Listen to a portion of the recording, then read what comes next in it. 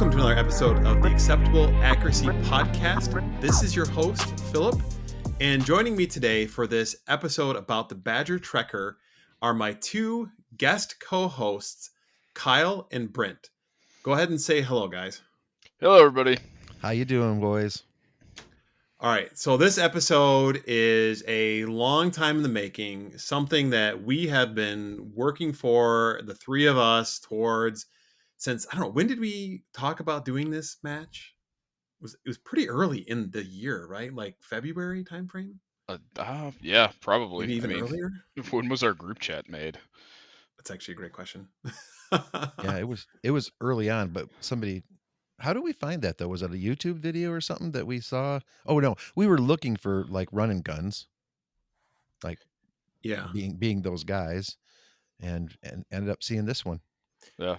There's like a global run and gun list out there. If you do a search, Google search for like firearms run and gun or something like that. Because if you do run and gun, it's going to give you basketball because it's Google and they, there's not more basketball games than there are run and gun matches. But yeah, if you do a search for it, then you'll find a list, and it's run and maintained by a gentleman who like has his own running guns, but then he's nice enough to include other running guns throughout the country.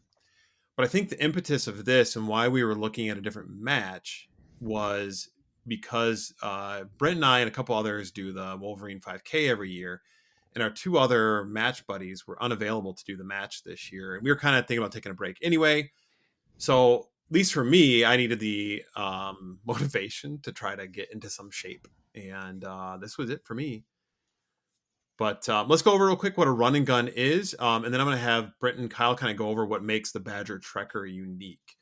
So a run and gun, or what you could call it, is a centerfire biathlon. So if you think of like a traditional biathlon in the Olympics, it's skiing with a rifle at really tiny targets.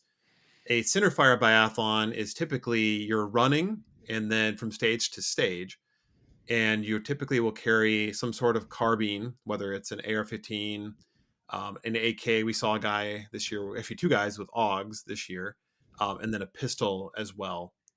So again, the idea being centerfire. So you have both of those firearms. You carry all of your gear with you on your body from stage to stage. So the ammo, the guns, everything that you start with, water, whatever it is, whatever you start with is also what you end with, minus the water that you drank and the ammo that you fired.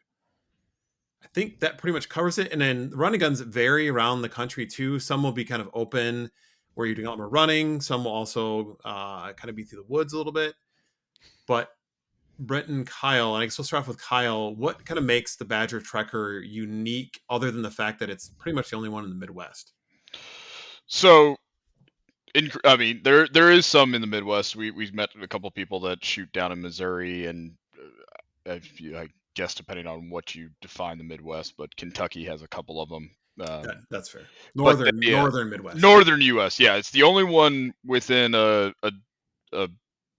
quarter of a day drive for us, even though we have to go through, all the way around the lake rather than just straight across, which would have been nice. But yeah, it's a lot more different than your standard competitive matches that we've talked about before on here, where you made an excellent point during our kind of debrief from this that you spend about 15 total seconds shooting at most matches, and this you spend an hour actively participating in the match, and all of it affects your standings.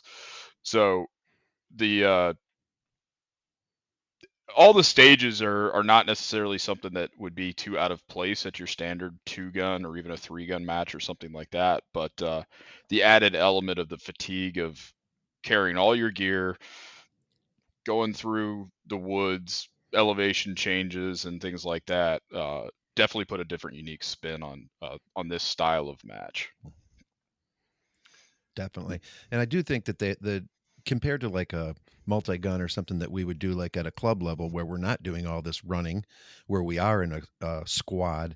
So like Kyle said, the stages are fairly the same, but they kind of dumb them down because of the par times and things like that. Also, no paper, because the reset has to be really quick as far as that. So you're pretty much shooting all steel or bowling pins hanging, stuff like that. Yeah, my So, favorite. yeah, those were good. So But you make a good point about the squad thing, Brent, where normally you're going like squad, like from stage to stage with your squad. Well, in the case of a running gun, where you're constantly moving from stage to stage, they actually, at least with Badger, they do a kickoff of every 7 minutes. They'll have a competitor run, so you're pretty much by yourself the entire time on the course, and you'll see people, and you may catch up to people, or they may catch up to you, and then you also obviously interact with the ROs. But it is, you're pretty much alone with like yourself and to motivate you getting through it, which is kind of unique. And then something that Kyle and I discovered was you're out there, it's just you. You can turn music on to kind of motivate you through, which was Yeah, kind of cool. it definitely motivated you two guys. We'll talk yeah. about I that later. yeah, I had the I have the Walker Bluetooth silencers, and so yeah, I was willing to sacrifice my phone at the altar of success to have at least a little bit of a creature comfort out there. Yeah, and I ran a pair of the Meta glasses that I used to record stages with. The nice thing about them is they also will play music through them as well. They supposedly last like 4 hours, but I've been at a USPSA match for 6 hours and had them last the entire time. My guess is it has more to do with like the input and stuff of a normal usage for that. But Hmm. anyway, so with this and kind of what we talked about regarding you have to bring everything with you, it does change your gear loadout that you would have versus a traditional multi-gun match. So looking at kind of like your high level gear breakdown, things that we'll touch on real quick are like your rifle, your pistol. Obviously, both of those are required for this match anyway. And then all your ammo, your web gear, and then various creature comfort items that we'll kind of touch on.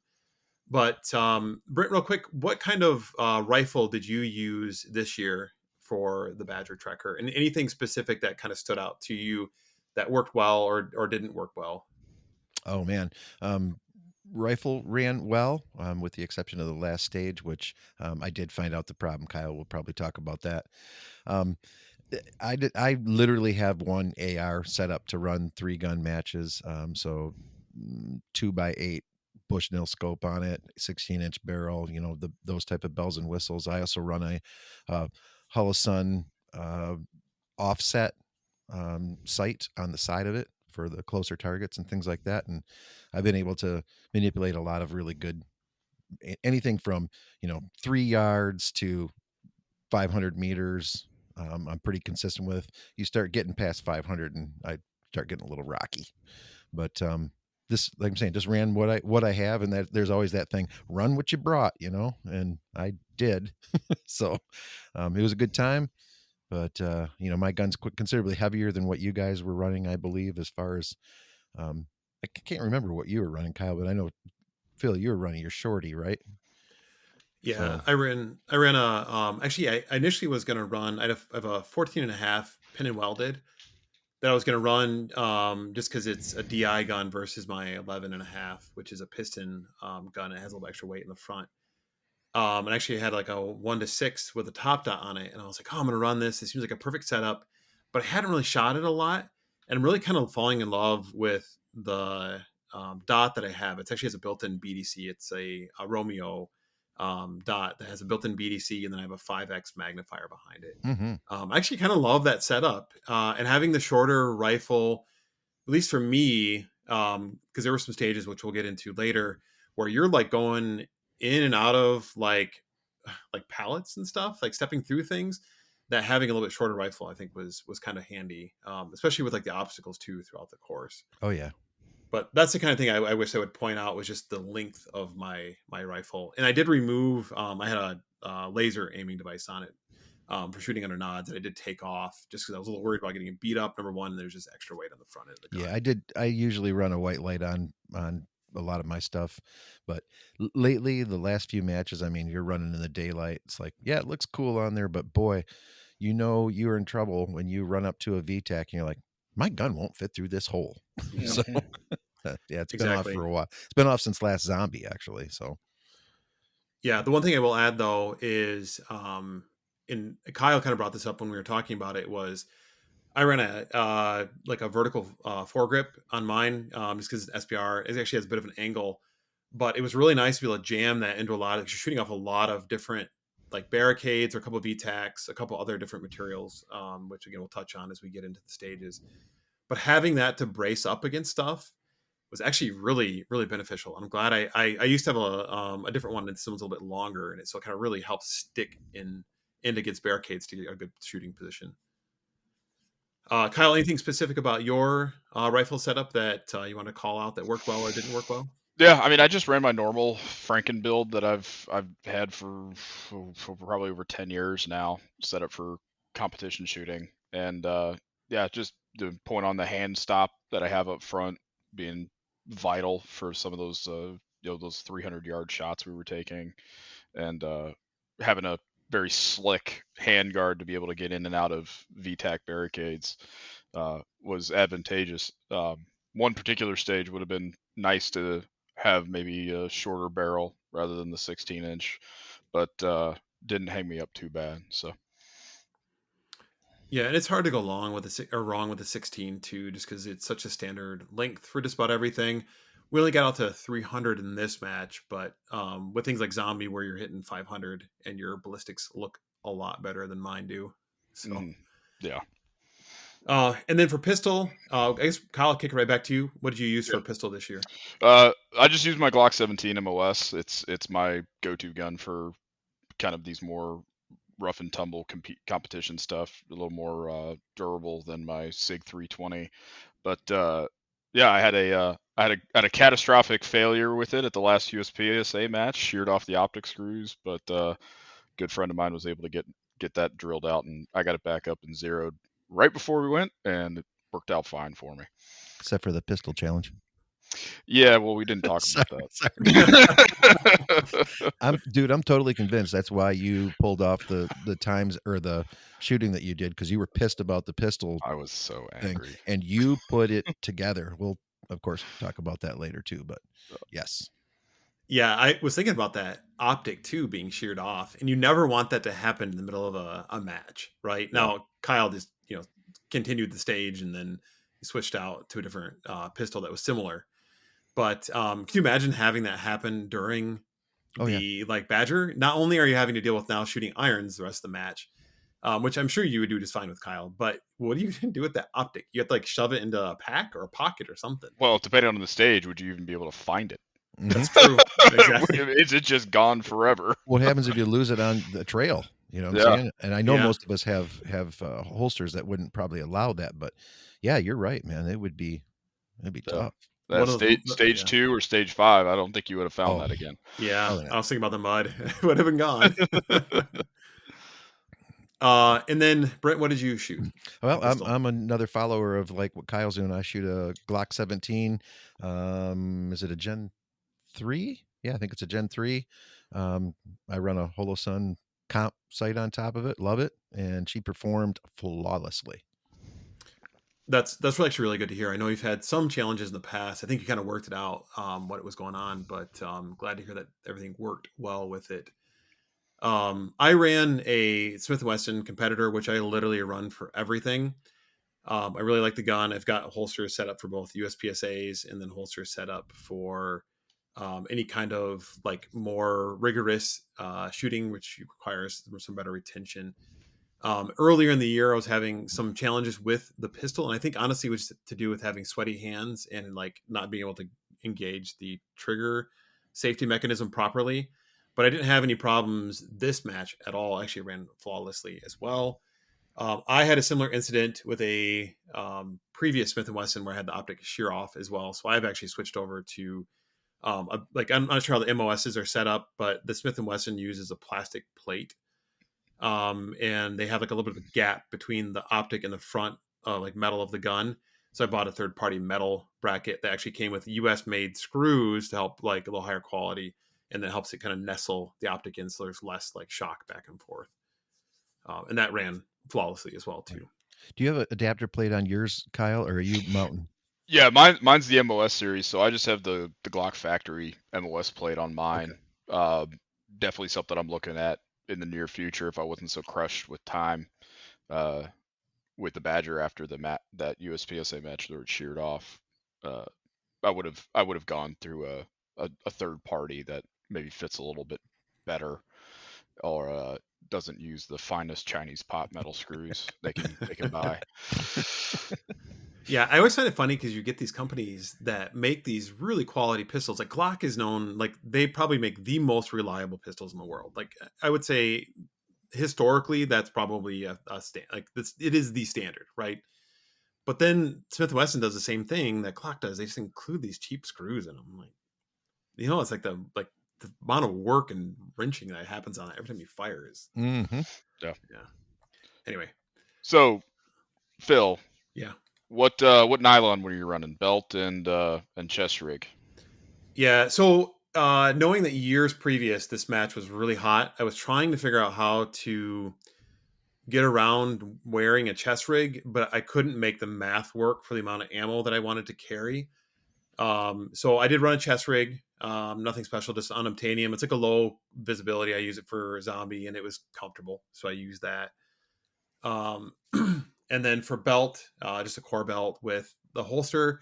I'll kind of get into, and we've talked about this before with other matches, and I think you and I, Kyle, have the same model holster, but it's the Safari Land, Mm-hmm. like Yeah. level 2, Yeah. which is like the standard. 6,000 series. Yeah. Yeah, exactly. And they're like stupid expensive now. Unfortunately, if you buy them new, my advice on that is find one, either get it on like the Black Friday sale or find a used one. Yeah, I swear by the Safari Land 6,000 series. I've had some issues with their 7,000 series, as well as a lot of guys I've trained with have had issues with the 7,000 series. But yeah, if you can find one used, or just bite the bullet, because if you run a lot of different Glocks, that's the reason I bought this one. It run every single Glock I own, with the exception of my 6-inch barreled ones. So yeah, highly recommend the Safari Land 64. Yeah, and I will say that for the longest time they were pretty much the only like holster in the game. And when Brent kind of gets into his gear, he's actually using what I would also say is also a new standard. And I'll let him get into that. But just real quick on a few other items, I did run just a standard 2-point sling. Originally, I was going to start with a bungee sling, and I did a quick jogging around with it. And I was like, this is not going to work. So I switched to more of a static sling. With some Um, shaming from me. with a Yes. little bit of shaming At from the both of you guys. Airbnb. It was actually quite nice, and I was surprised that it wasn't more, to be honest.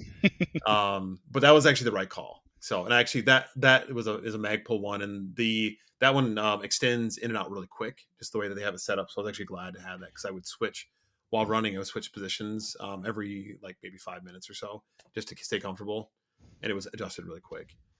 And then just some other quick items I'll mention too is I did run a Camelback. I do like to be really balanced. So I have extra weight in the back to kind of offset the front balance, helps out a little bit.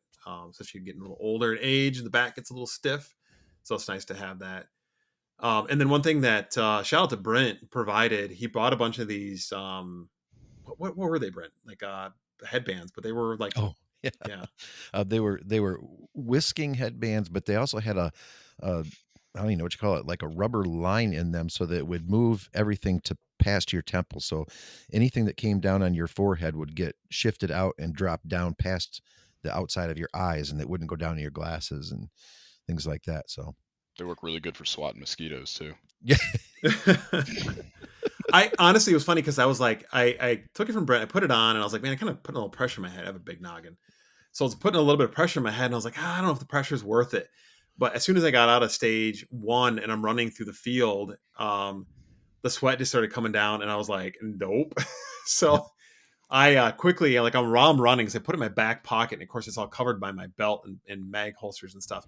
So I'm running, trying to pull at the zipper in my back pocket to pull it out, and eventually I get it out, put it on, and after that I was like, thank you, Brent. And it's the another thing about the headbands, and I don't know, Kyle, you don't use your hat to do that. I don't think you got low profile hats, but they also help keep your glasses on if you bring that headband back past where your glasses hit your ears, so to speak. Yeah.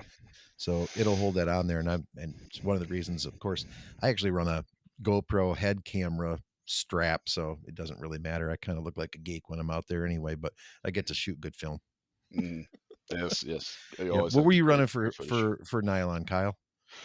So I just run kind of my standard military setup stuff. This stuff I would use for whatever what comes minus the USPSA stuff. So I have a Grey Ghost 2-piece belt system. I piled mag pouches on it. Removed any ancillary gear that I normally have to just try to pack as much ammo and remove anything that I didn't need. I left my dump pouch on there and I left a tourniquet on there. An event like this, it's always good to have a tourniquet when you're out by yourself. Then I have I recently purchased a Shaw Concepts low profile chest rig, just 3 AR mags and a little kangaroo pouch, but it does have 2 wings on the side with laser cut molly that I threw an extra 30 round mag pouch and 3 pistol pouches on because I'm confident in my shooting, but I wanted to make sure that I was not running out of ammo at this match. So and that works phenomenally. It's got the first spear quick detach tube, so it's really easy on and off. Straps are really comfortable, and the belt worked great. I didn't have any fancy headgear; just ran my trademark ball cap. You won't see me without one. And I will say, for under the nylon category, my Ultra shoes were just perfect for an event like this. I haven't worn trail running shoes very much before until this summer. My girlfriend turned them on to me, and then Brent was my test dummy. He's been wearing them for years, and so yeah, now we're all Ultra gang. I think I saw probably half of the competitors out there were probably wearing Ultra shoes. It was crazy. It was a Solomon, Merrill, and Ultra. If they could use that as a marketing ploy, they would be making a killing. Dude, so I've got them on the list for sectional. Excellent. To keep a long running joke for this podcast running, Ultra, please sponsor us. Yes, please. Yes, especially me. Yeah. That is really funny that we all 3 of us were running Ultras, and there were a lot of people running them out there. I have trashed those shoes multiple times. I run in them like whenever I just run throughout the week, and then I shoot USPSA in them like Brent does. I've washed them, dried them out, great. And they clean up great. And honestly, it's funny because as I was leaving to like run the match and like take off, one of the match directors was like, "Are you sure you want to wear those bright shiny shoes? Because they're not going to last." And I was like, "No, dude, it's cool. I've already washed them thoroughly once, so they'll be fine." Yep. I like the color of mine now better with the black mud all over them. What was your question, Brent? I just wondered if you washed them yet. See if they came clean. Nah, I'm not gonna bother. Okay. Yeah, I hosed them down at the end. Yeah. I'll throw some lime powder in them to knock the smell down, maybe if I think of it. Okay. For you, Brent, any specific web gear or any other like items that you brought with you? We ran pretty much all of us ran the same kind of kit. Chest rig. Mine's my actual rig is an HRT chest rig, but I just used a super cheap because I was going to go in all this mud, and it turned out to be not as nearly as bad, but I bought some cheap thing from Amazon that just clipped on and velcroed on, held 3 AR mags and 4 pistol mags, a little spot for pad and paper and a pen.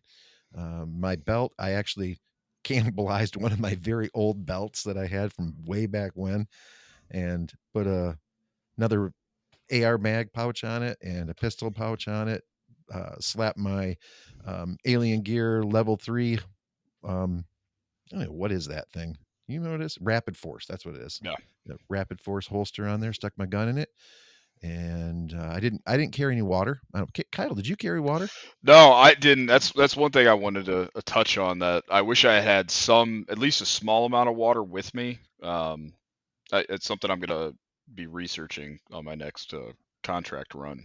Is something smaller than a Camelback, but because my mouth got dry running, and it would have been nice to at least have a couple of sips of water with me just to get that little bit of refreshment.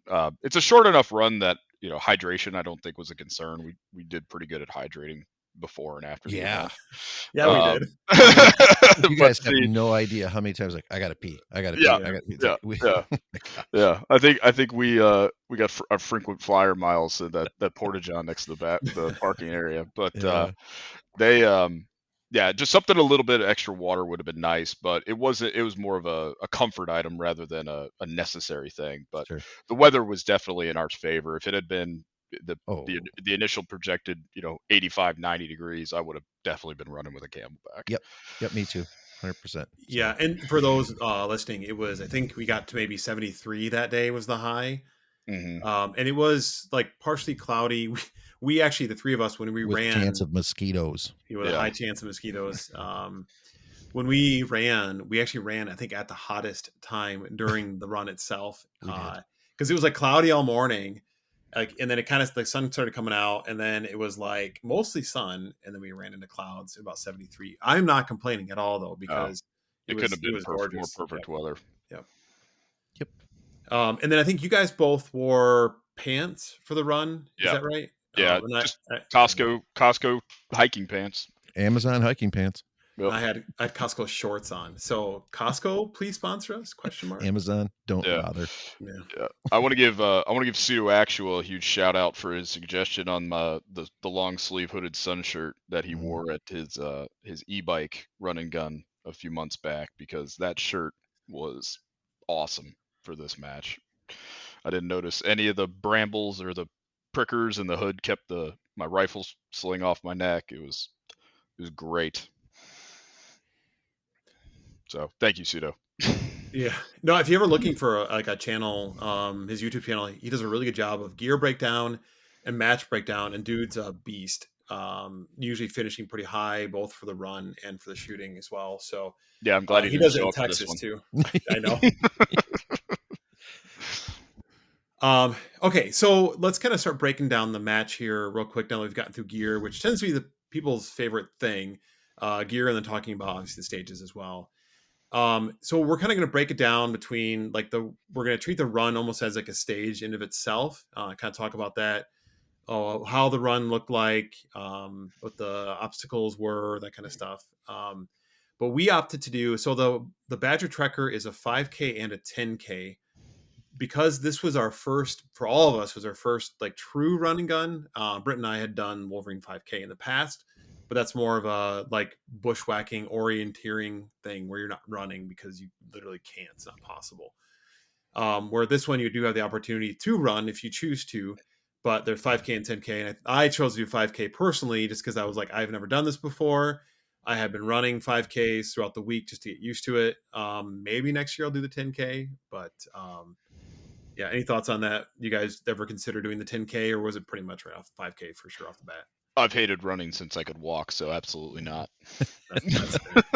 The only thing I would say, if you're doing this for just the endurance aspect of against yourself, Yeah. the 10K does give you 3 more shooting stages that looked like a whole lot of fun. So that's the Oh, only buddy. downside that I felt like we missed doing the 5K versus the 10K. But I was glad to be done when I was and didn't have to do another lap. Yeah, Agreed, but you're right. Those stages look cool. We went by them. Well, obviously, you guys are knowing we went by them, but up on top of a Conex box, underneath a camo net with, oh yeah, Yeah, front seat of a car, dragging a yeah, casualty dummy around. Yeah, yeah. they looked like some good stages. but I kind of appreciate that because all the stages themselves were fun. But if you're looking at running 5K versus 10K, you're obviously putting in double, in theory, double the run time. And to kind of entice people to have those stages that are a lot more, or that can be a little bit more fun or a little different fun than I guess the other stages Mhm. is a good way to describe it, would entice people to do the 10K. And I was actually looking at the scores, and I think there are actually more 10K runners than there were 5K runners. Probably because they couldn't get into the 5K because it sold out. Yeah, That could be, yeah. There were 57 people that were supposed to run the 10K. One of them looks like they didn't show, and then there were 40. Oh, crap! I clicked off of it. There were 45 people that were supposed to do the 5K. So maybe it's just people that have done the 5K a couple of years now, just trying to push themselves a little bit harder, or maybe that's kind of where we talked about too, where there's the possibility of like your elite people. They're like, hey, I can do well in this 5K. What's the next level to push myself to? And that answer would be the 10K. Right. Though I I don't poo poo anybody doing for the 5K at all, because if that's kind of your jam and that's what you want to do, then by all means, like it was Yeah, a lot of and it fun. still sucked. Yep. It was hard, man. Yeah. It If you've was never done one before either, I would probably recommend starting with the 5K. Unless oh, you're just definitely. like elite and you've done a ton of stuff and run a lot, then do the 10K. Yep. Just remember, guys, like you're thinking, oh, I can 5K out all day and I can run these times. You got to have gear on you, and you're going to be on terrain that we'll get to here in a minute. That I mean, even experienced Phil has really been doing well with his training, and he can run. And there was places he couldn't run. So Yeah, I guess let's get right into that then, and we'll okay, kind of talk about the running and walking a double time while we talk about the different environments that we were in, which I guess is a good call out. The environments that we were in were really varied, especially considering that I think they maybe have 50 acres of land, 80. 80. 80. Yeah. And we went from like running in the woods to running in the marsh, running on grass, and then running on gravel and pavement. So I give mad credit to the stage designers, and maybe it's just out of necessity to get use out of the land, but to kind of force you to go into those different areas really kind of makes you figure out where you're going to expend your energy and how you're going to do it. So I guess going into that, we start right off from the run, and you go right into the woods. For you, Brent, kind of seeing that immediately, what was your thought, like going into the woods, like your plan of attack?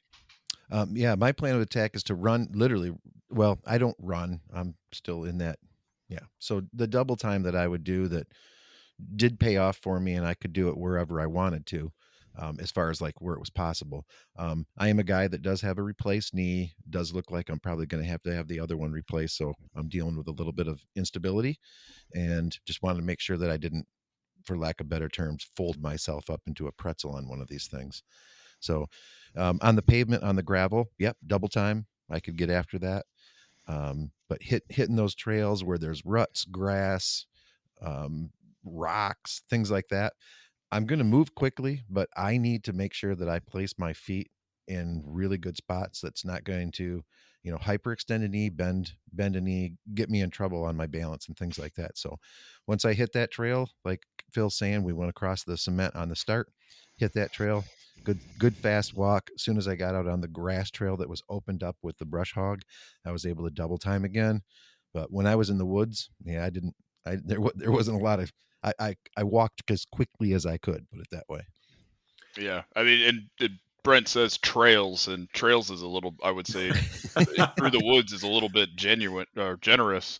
If any of you guys listening have ever done, you know, been backwoods hiking, or spent a lot of time in the woods hunting, it's like a slightly improved deer trail. Yeah, Yeah, with but all low, the obstacles that may right, come across that. low sticks, things across you that you have to move and duck under and things like that. So, yep. They definitely didn't clear out. Well, I mean, maybe it'll be a little bit, but they didn't clear out much of the wooded path. They marked it with either arrows or tape, but it was pretty intentional. And I was actually going to make a note that there is a skill to moving efficiently through the woods. Hmm. And I liked your call out, Kyle, too, regarding hunters would be really good at that. And I think this club does. I heard something somewhere that there's some hunting possibly on the land, maybe, or whatever. But there's a lot of people that are members of this club that may not be runners, but they're going to be way more efficient going through the woods than someone like myself. Now, I grew up like running in and out of the woods all the time, but the last time I think I did that was probably for Wolverine like last year. Right. So Well, you guys caught that a lot of those trails we were on were part of their 3D archery course, right? Yeah, yeah, yeah. that's another The skill set. ones they were a little bit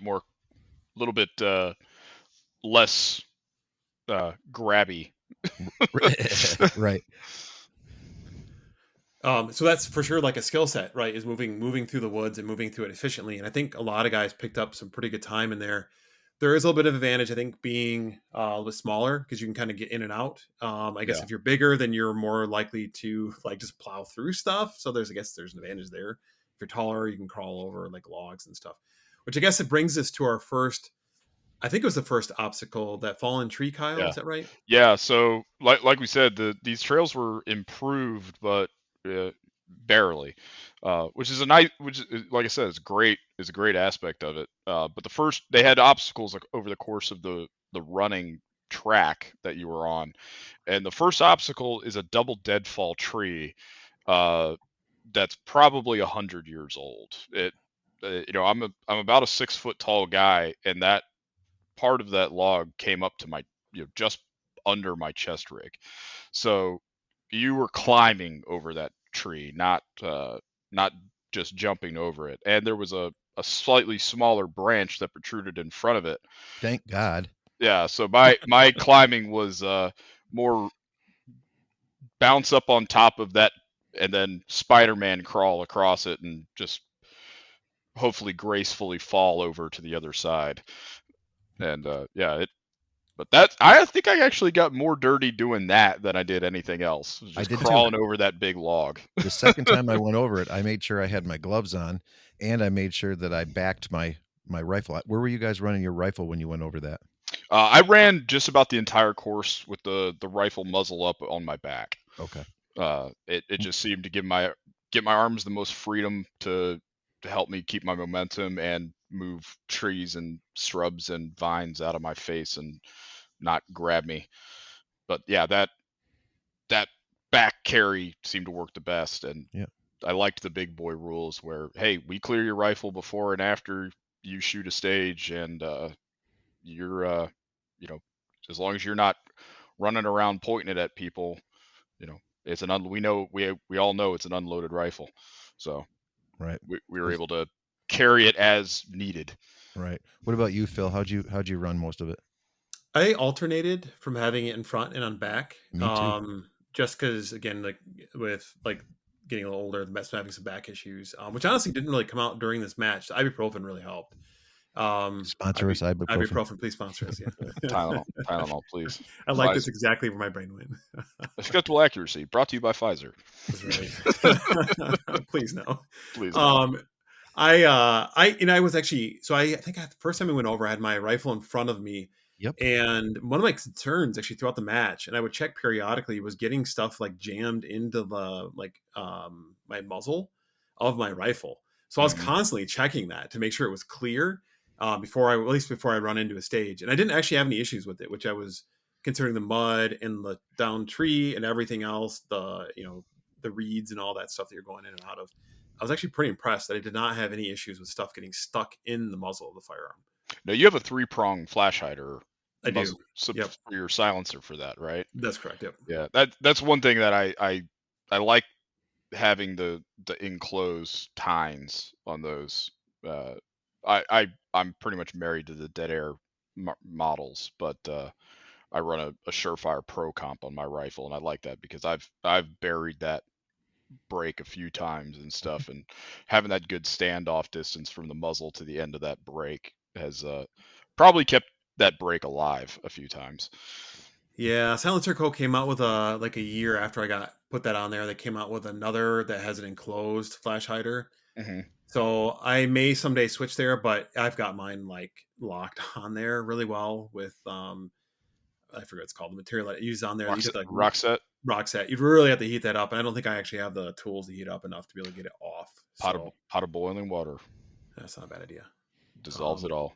Yep. Yeah. But that tree, and I don't want to dwell too much on this part, but that tree they had set up the 2 dead trees, like one after another, was really fairly complex.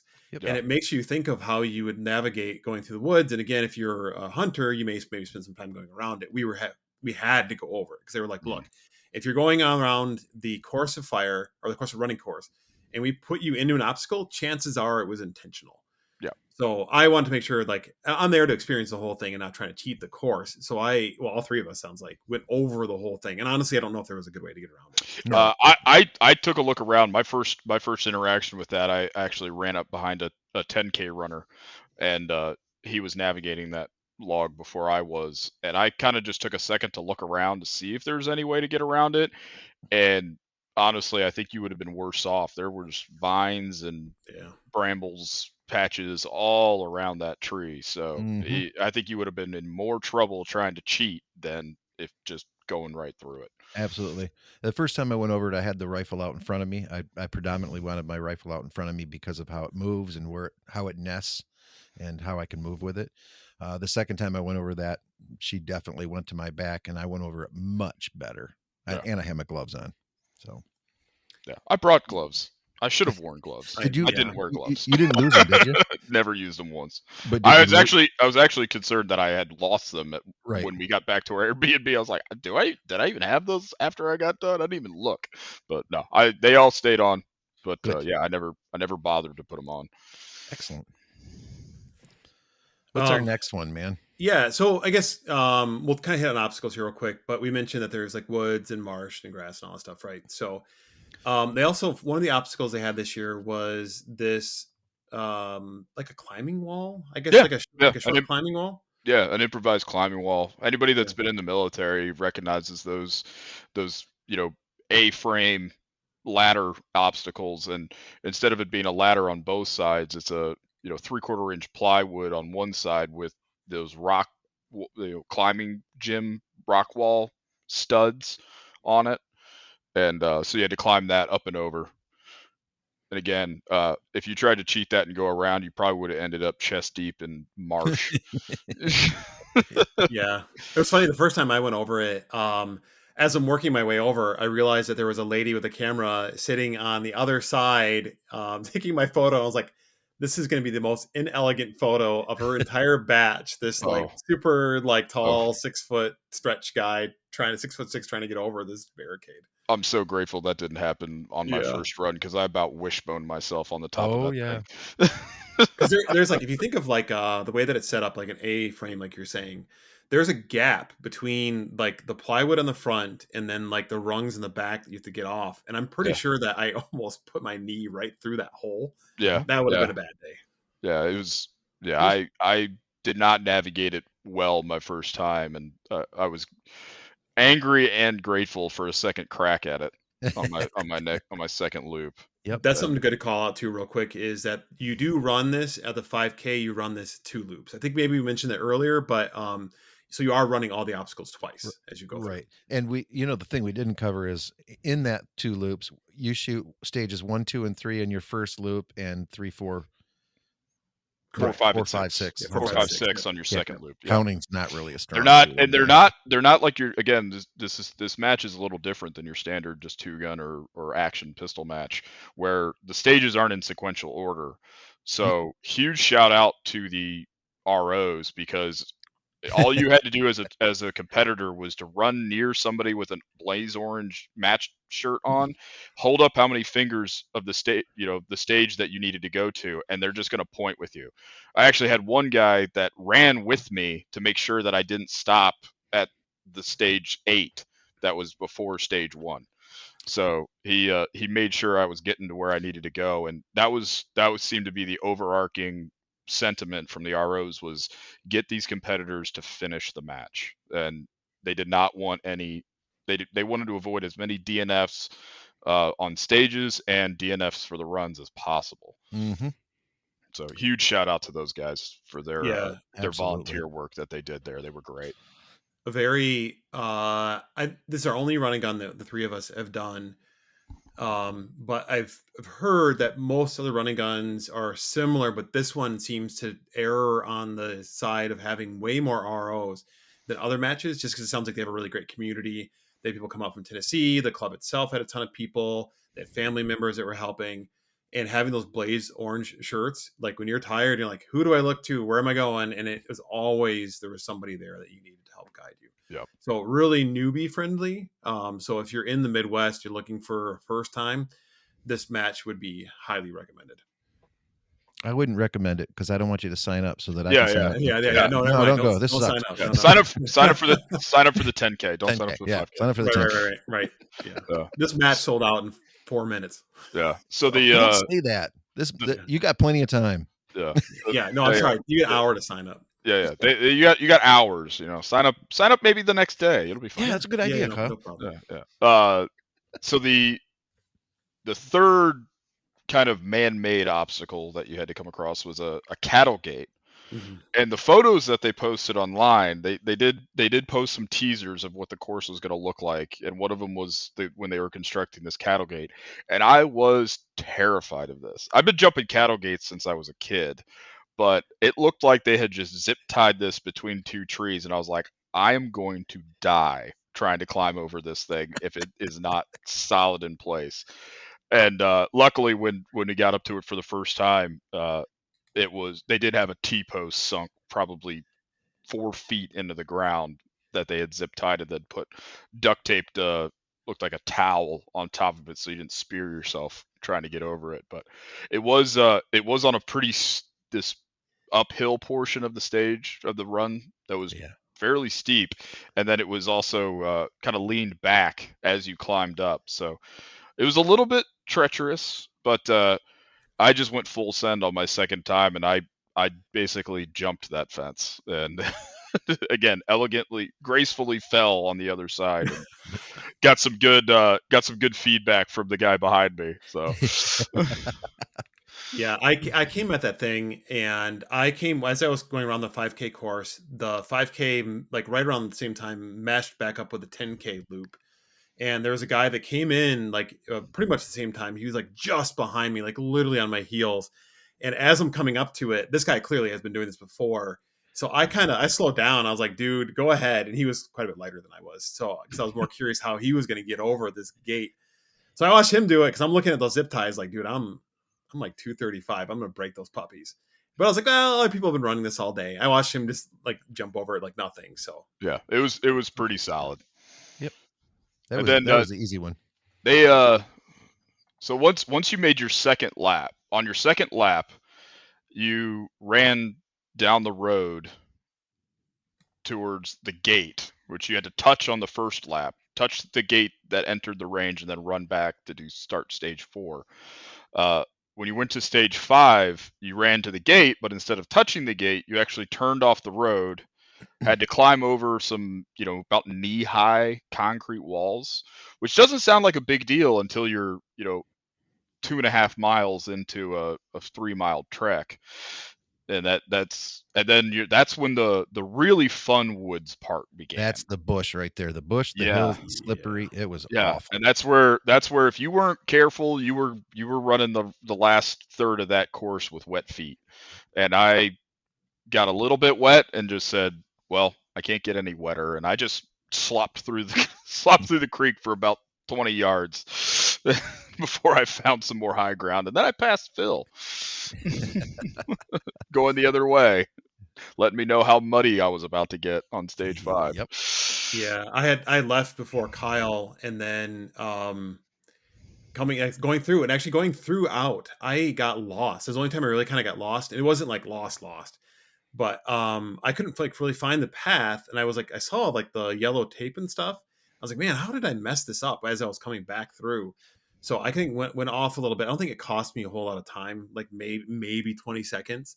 But yeah, coming back to that, you're basically like there's a stream that you're like bouncing back and forth from. If you're not careful, you're gonna get pretty muddy. Yeah. Yeah, When I came into the gate, that super nice guy that was yeah. serving at the gate.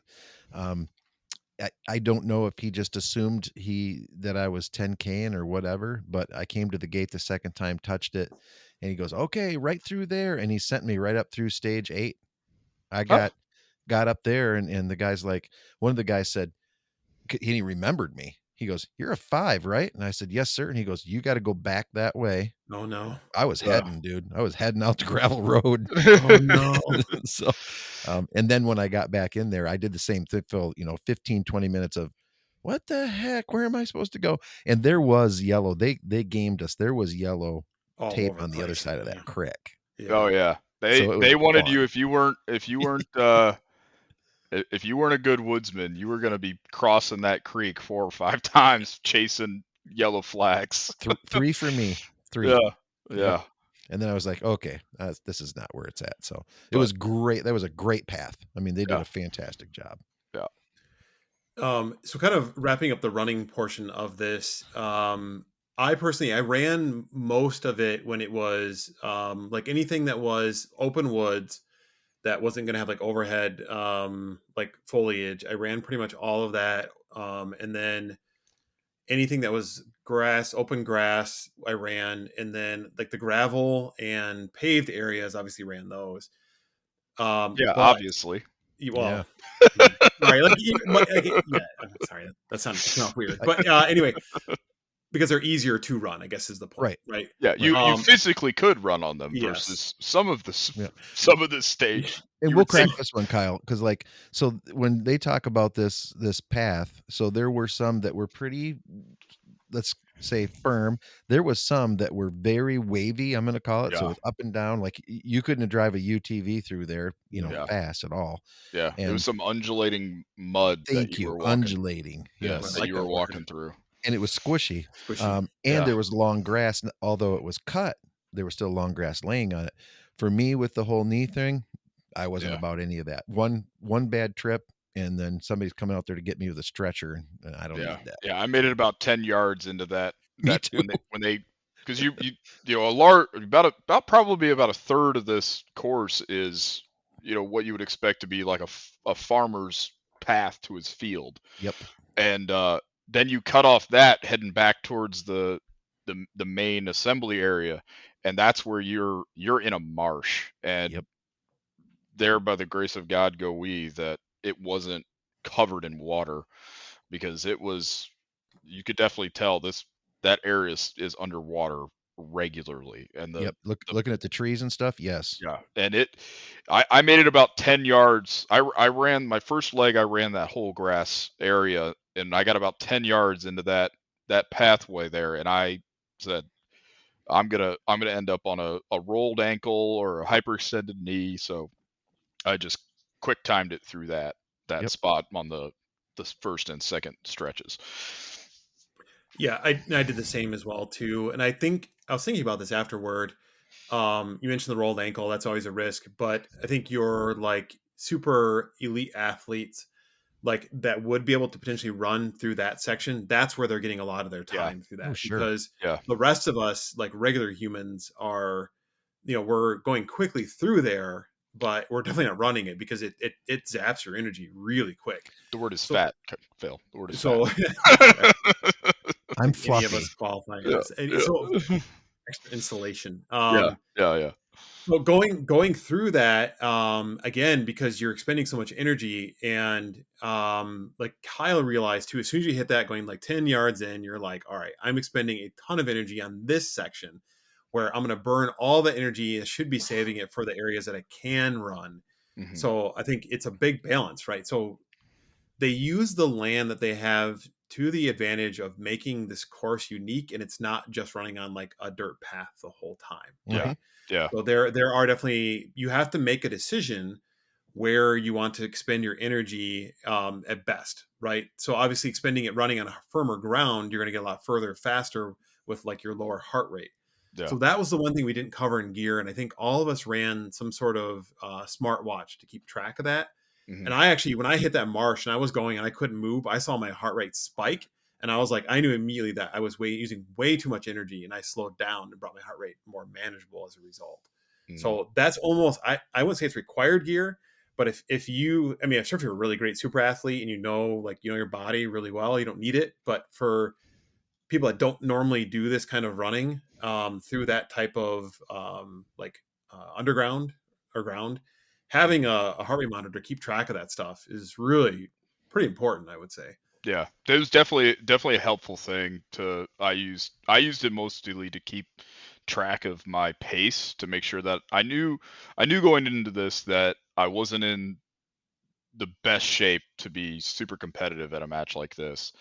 And I was wanting to make sure that my walking pace didn't get to become a crawling pace. Yeah. So I wanted to maintain, at least at least a 3 mile an hour pace because I wanted to get as close to that hour mark as I could. And I did pretty well with that. Um, but it the heart rate was definitely something that I was also wanting to be concerned with, that I wasn't exerting myself so hard that I was going to cause an issue because my competitive nature got the best of me. Did So you guys look at your like average heart rate stats like after the race? yeah, No. yeah, I looked at it. I red zoned a couple times, But I stayed pretty good in the high green for the most of the match. So Yeah, I give you credit for that because I was looking at mine after I was done. Are you on an Apple or Garmin? it's a Fitbit. Oh, Fitbit, that's right. Yeah. So you're on even different party. Yeah. I was in the red zone for 60% of that match, and my average heart rate was 600. I'm gonna say 600. Whoa, I'm dead. 163 beats per minute. So that also includes the shooting stages where you're slowing down. Yeah. My normal 5K around the neighborhood on the street, I usually about 153, Yeah. and then I capped out at 221. Wow. That was on the last leg. So I got done with stage 6. I'm like, I'm not shooting anymore. I don't need to worry about having my heart rate through the roof for a stage. So I Yeah. sprinted Yeah. from like stage 6 to all the way back. I just sprinted. Yeah. And I wondered at the end of that, though, I was like, man, if I have enough energy to do this, did I expend enough on the course? I think the answer is yes, because Mhm. I think you still have some in the tank, right? And you're trying to balance that, like going into a stage and not being completely destroyed and having your muzzle bounce all over the place because you can't control your heart rate. Mhm. Yeah, especially on stage 6. Yes. Oh yeah. Yep. Yep. So for me, guys, I stayed in the heart rate where I'm comfortable.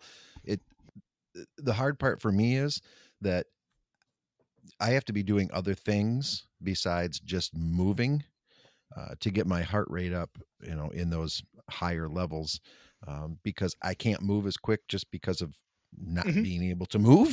You know Mhm. what I'm saying? Mhm. So I would love to be able to push my heart rate up there like that and do things. But if I'm doing, some type of kettlebell or kettlebell bag lift things, something like that, like in my gym, I can get really up there and in the cardio area, but just moving with my body, I don't have the knees enough to make it happen that way. So Yeah. someday. Speaking of kettlebells, Yeah. thanks for this. Thanks for the segue, Brent. Yeah. Man, Perfect like segue. delivered that to me on a nice plate. I appreciate that. You're welcome.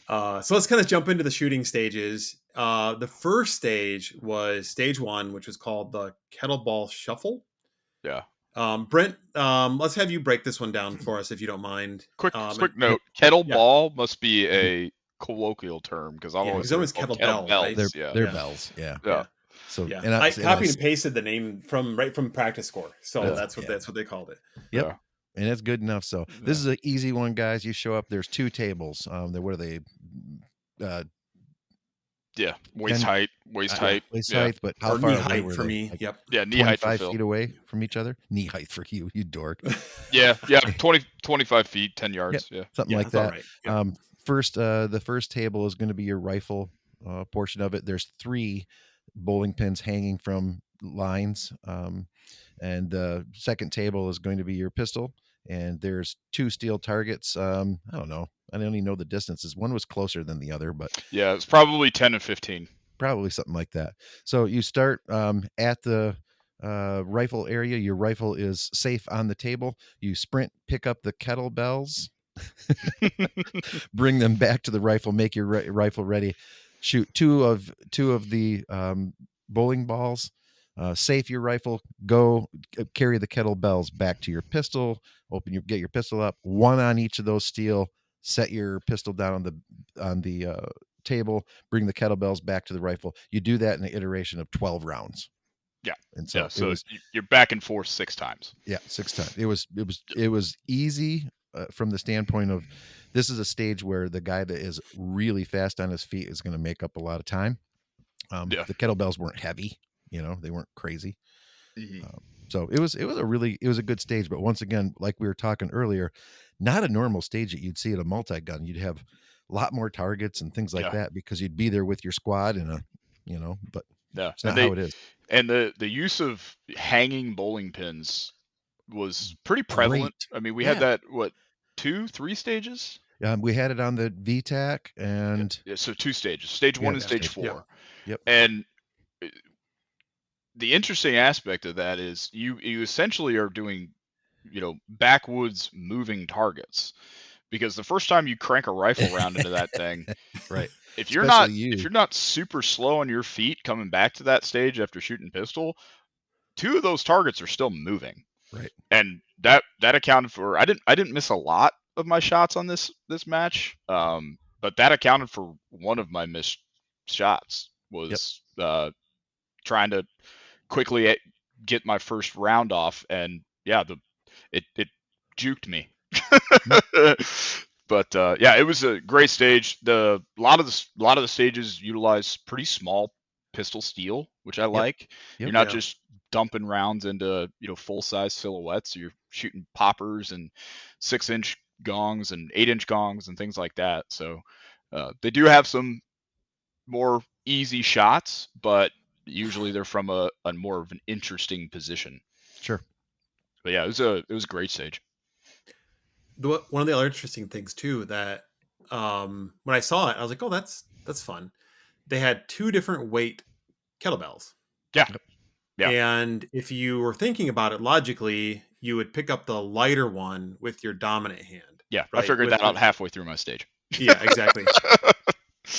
And that way you're using less. But honestly, they weren't even that heavy. No, I didn't. And there are like younger people, older people, and women. Not saying that whatever, not trying to be sexist or anything, but that they have to count for all types of people, right? Yeah. That are running this thing. So like your average dude is not going to have a problem with this. Yeah. This was actually my best stage. I finished 7th on this one. Didn't you? Yeah. Yeah. So that was that's one of those things too. Like something I need to work on personally is my mental game in matches. If I started off and I ran that stage, I was like, man, that felt really good, and that put me in a good mind frame or mindset for the rest of the match. I think as a result, and it's a good starting stage. Right? Like it really kind of warms you up a little bit. You've been running into the stage. If it's your first time doing the 5K, it's not overly complex.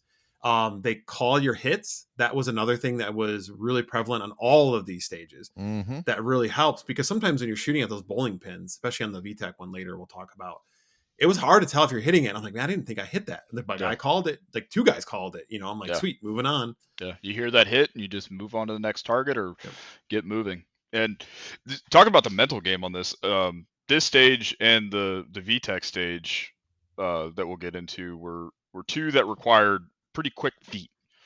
The rest of the stages required movement, but usually it was pretty short or was kind of shuffling more than actual movement. And those are my 2 worst stages. I got 9th on the kettlebell and 10th on the VTech. And I think one of them that talking about that mental aspect is I think I was worried about gassing myself on the stage and affecting my running to the next stage. So I was moving. I have a reputation in our local club as being really fast on my feet, and I am, but I was definitely moving slower than I would normally in a standard 2-gun match. If we were carrying a cart between each of these stages, that would have been a big difference for me and that mental game that you talked about. The other thing I'll point out too real quick is when if we do call out our position finishes on certain stages, this is just for the 5K. As I'm thinking about it now, it would have been kind of cool to merge the 5 and 10K data just because the stages were shared to see where we landed overall. Yeah. Maybe I'll do that at some point, and then when if we do a video on this, we'll put that in there 5K versus merged with 10K. Oh, that'd be cool. Yeah, man. That's a good idea. Just to get overall. So if you are listening to this and you did run the 10K and you're saying, well, hey, but we're comparing us with the 10K runners. Yeah, yeah. You 10K runners are a different breed, and we don't associate with your kind. It's that bipolarism that I think they have. Yeah. Anyway, just a great stage. So kind of get you warmed up into both using your rifle and pistol on the same stage. Not overly complex. Then you leave the stage. You have to reset the kettlebells for the next person that was going through. And then they kind of clear you on your way out. This match, actually, you have to run your rifle empty and they'll check for it. But you do have the ability to run the pistol hot. Yep. I chose not to. Just personal preference. That's just the way I am. Did you guys run hot on pistol? Yes, I ran hot, not for any sort of speed application. I chose to run hot simply for the fact that they were, during those teaser posts that they were making on Facebook, they were calling for just crazy amounts of mud. And one of the ways to keep your holstered pistol clean is to have a magazine in it to avoid Mm. having mud get jammed into your magazine well on your pistol. And then if you don't clear that before you jam a magazine in there, you're probably going to induce malfunctions, even with the Glock perfection. So I chose to run it hot just simply for keeping the gun, make sure it stays up and running for the whole match. That's not a bad idea. I think going forward, I will probably do that because of that whole thing. And I mean, think about it now too. Like I've got a magwell. It's not huge, but the competitor Yeah, comes with a magwell, and that's just inviting stuff yeah, to come into it, right? yeah. And I So think all three of ours have Yep. magwells of some extent on them. So yeah, yeah, so it's just inviting, especially one particular, the stage 5 that was particularly muddy. Uh, if I had gone onto my ass at some point, that it would have been game over for that pistol if it didn't have that magazine in it. Right. Sliding into that crick. Yep. yeah, Yep. yeah, that's a good call out. And then Yeah. what are you doing? You're cleaning your gun on the clock. Like that's no fun, Yeah. right? Or Yeah. so yeah. And you can't clean your gun on the clock. You can't have that pistol Yeah. out unless you're under That's RO that. Well, yeah. supervision. Again, Yeah. on the clock, so you're really Right. killing your Yeah. your score Yeah. there. You'd be doing that under one of your stage times, or Yeah. I mean, they again, these ROs super accommodating. If you had an issue, you just Mm-hmm. flag somebody down in orange. They'll take you over to a side berm, help you out.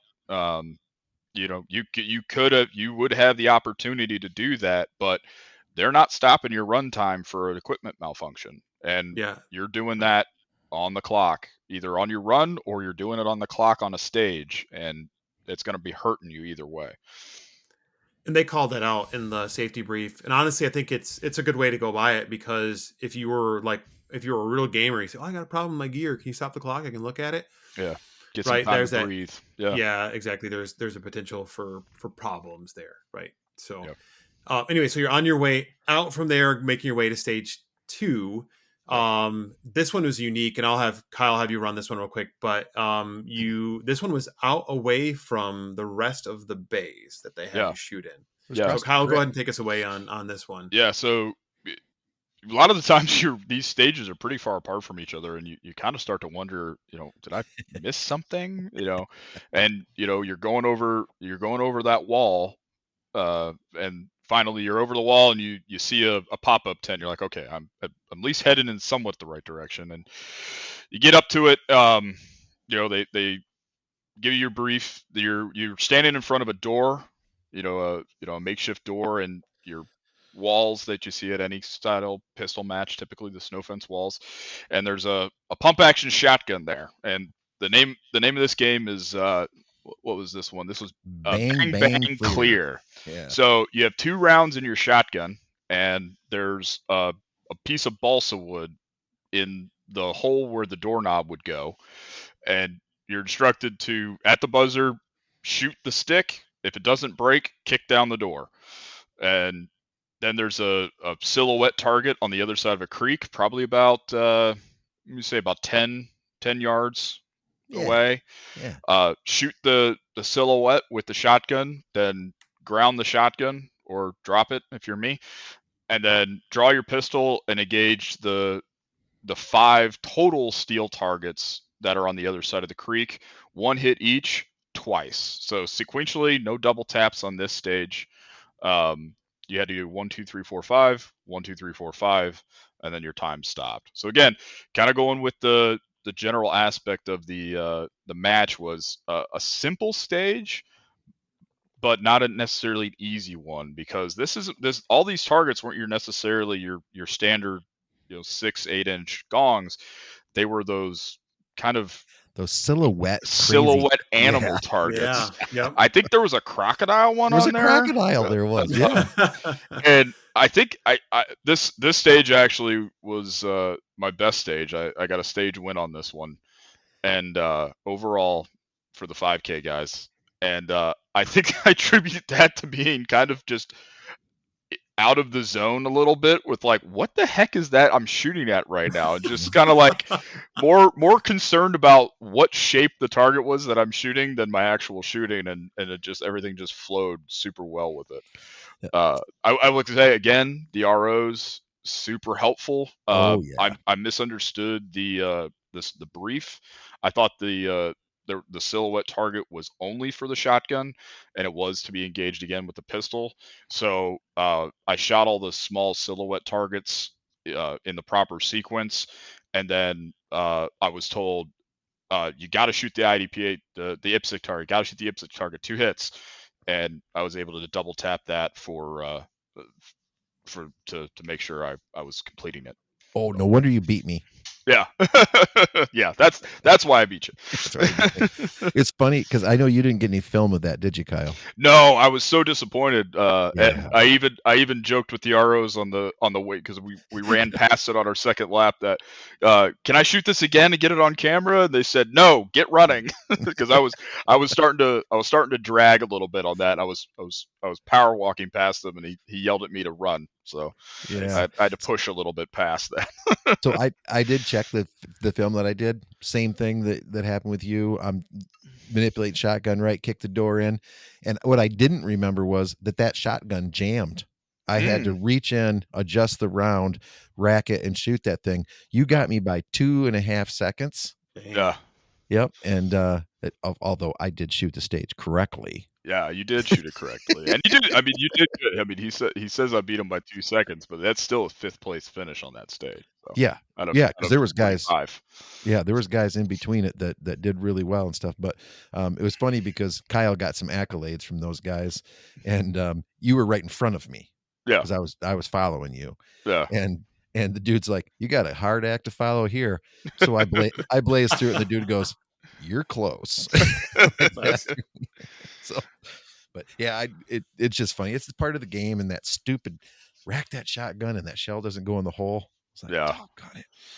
Yeah, the shotgun they chose for that, I understand why they chose it, because it's about a $75 pump action Chinese shotgun, and if some Hulkster out there broke the stock of it off or something with their meat hands, club's not going to be out too much money. But right, I could definitely see that people down the list on that order would probably start having problems with that shotgun down the run. And oh yeah, it could be. That's something that's always going to happen when you have pickup guns on stages, that sometimes there's just a little bit of quirks in there, and it is what it is. Right. This stage for me was not one of my better stages, and I'll attribute it to a couple things that I did wrong that I should have thought about better. But I shot the balsa wood, and I shot it right in the middle of the balsa wood, like right where you're supposed to, but there was still like balsa wood left on each side, and they're like pushed through, and I was like, so I put my shoulder into it, but I didn't like really ram into it.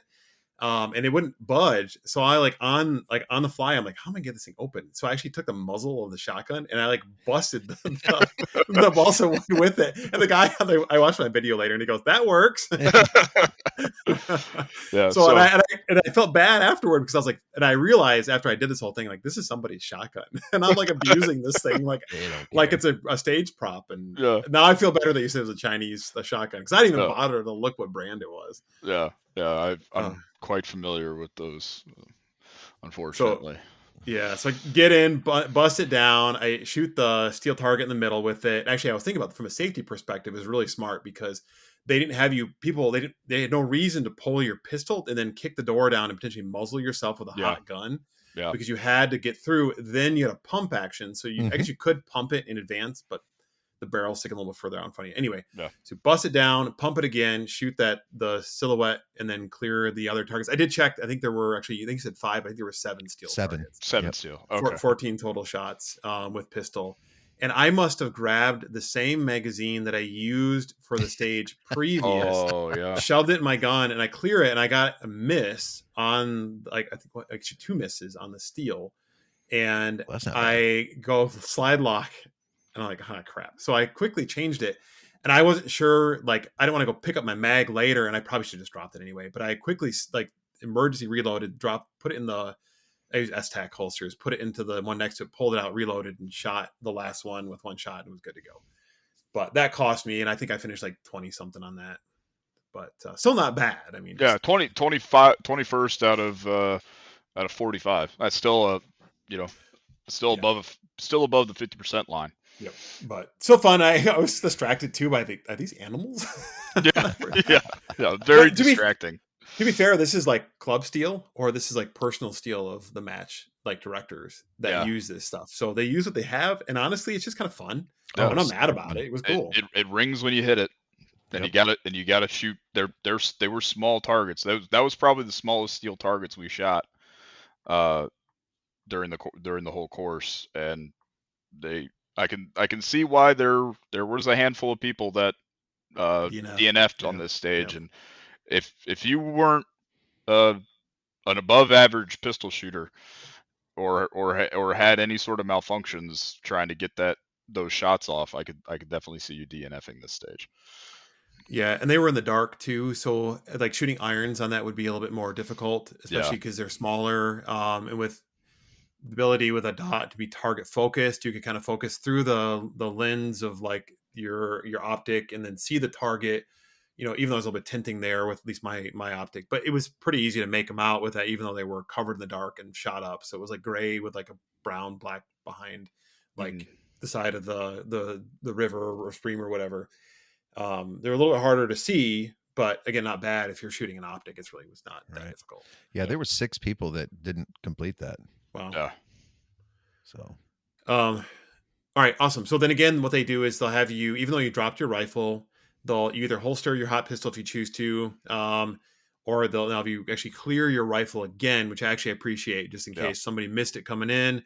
Always, when you leave, your rifle's always cleared, right? So real smart, good safety practices. Grab that, sling it, and then you made your way back through. And I think that's when we went through the marsh part of it. Yeah. Yeah. This Um, you had about yeah. another 100-yard stretch of this, farmer's road, and then you were into that real soft mud. Yeah. And then you come back around, and then there's a stage that's in a pistol bay. I would say you could shoot rifle in it, but it's shorter bay, Yeah. but it's kind of off from the rest of like the smaller pistol bays by itself. And it was Yeah. a wider bay. It was really quite wide. Yeah. Um, there were and this one, go yeah, ahead. there's quite a run in between that. Yeah. Yeah. Yes. Yeah. Yep. So Yeah, you had a pretty good distance, and that was your real elevation gain was between stage 2 and stage 3. Yeah. Was that was the real elevation gain up and over that hill to get back to everything, and they also threw that gate in your face too. mhm. Yep. So stage 3 was called racked out because it did have a couple pistol racks on it, but not your traditional like pistol rack that you would see. And this was definitely set up in a way that was repeatable, not you have to reset it every time. Mhm. But I'll cover this one pistol only. So you show up. I imagine you could run it with your rifle on. I They did. asked you if you wanted to. Yeah, Yeah, and that I was a question I was going to ask you. Did yeah you guys ever drop your rifles?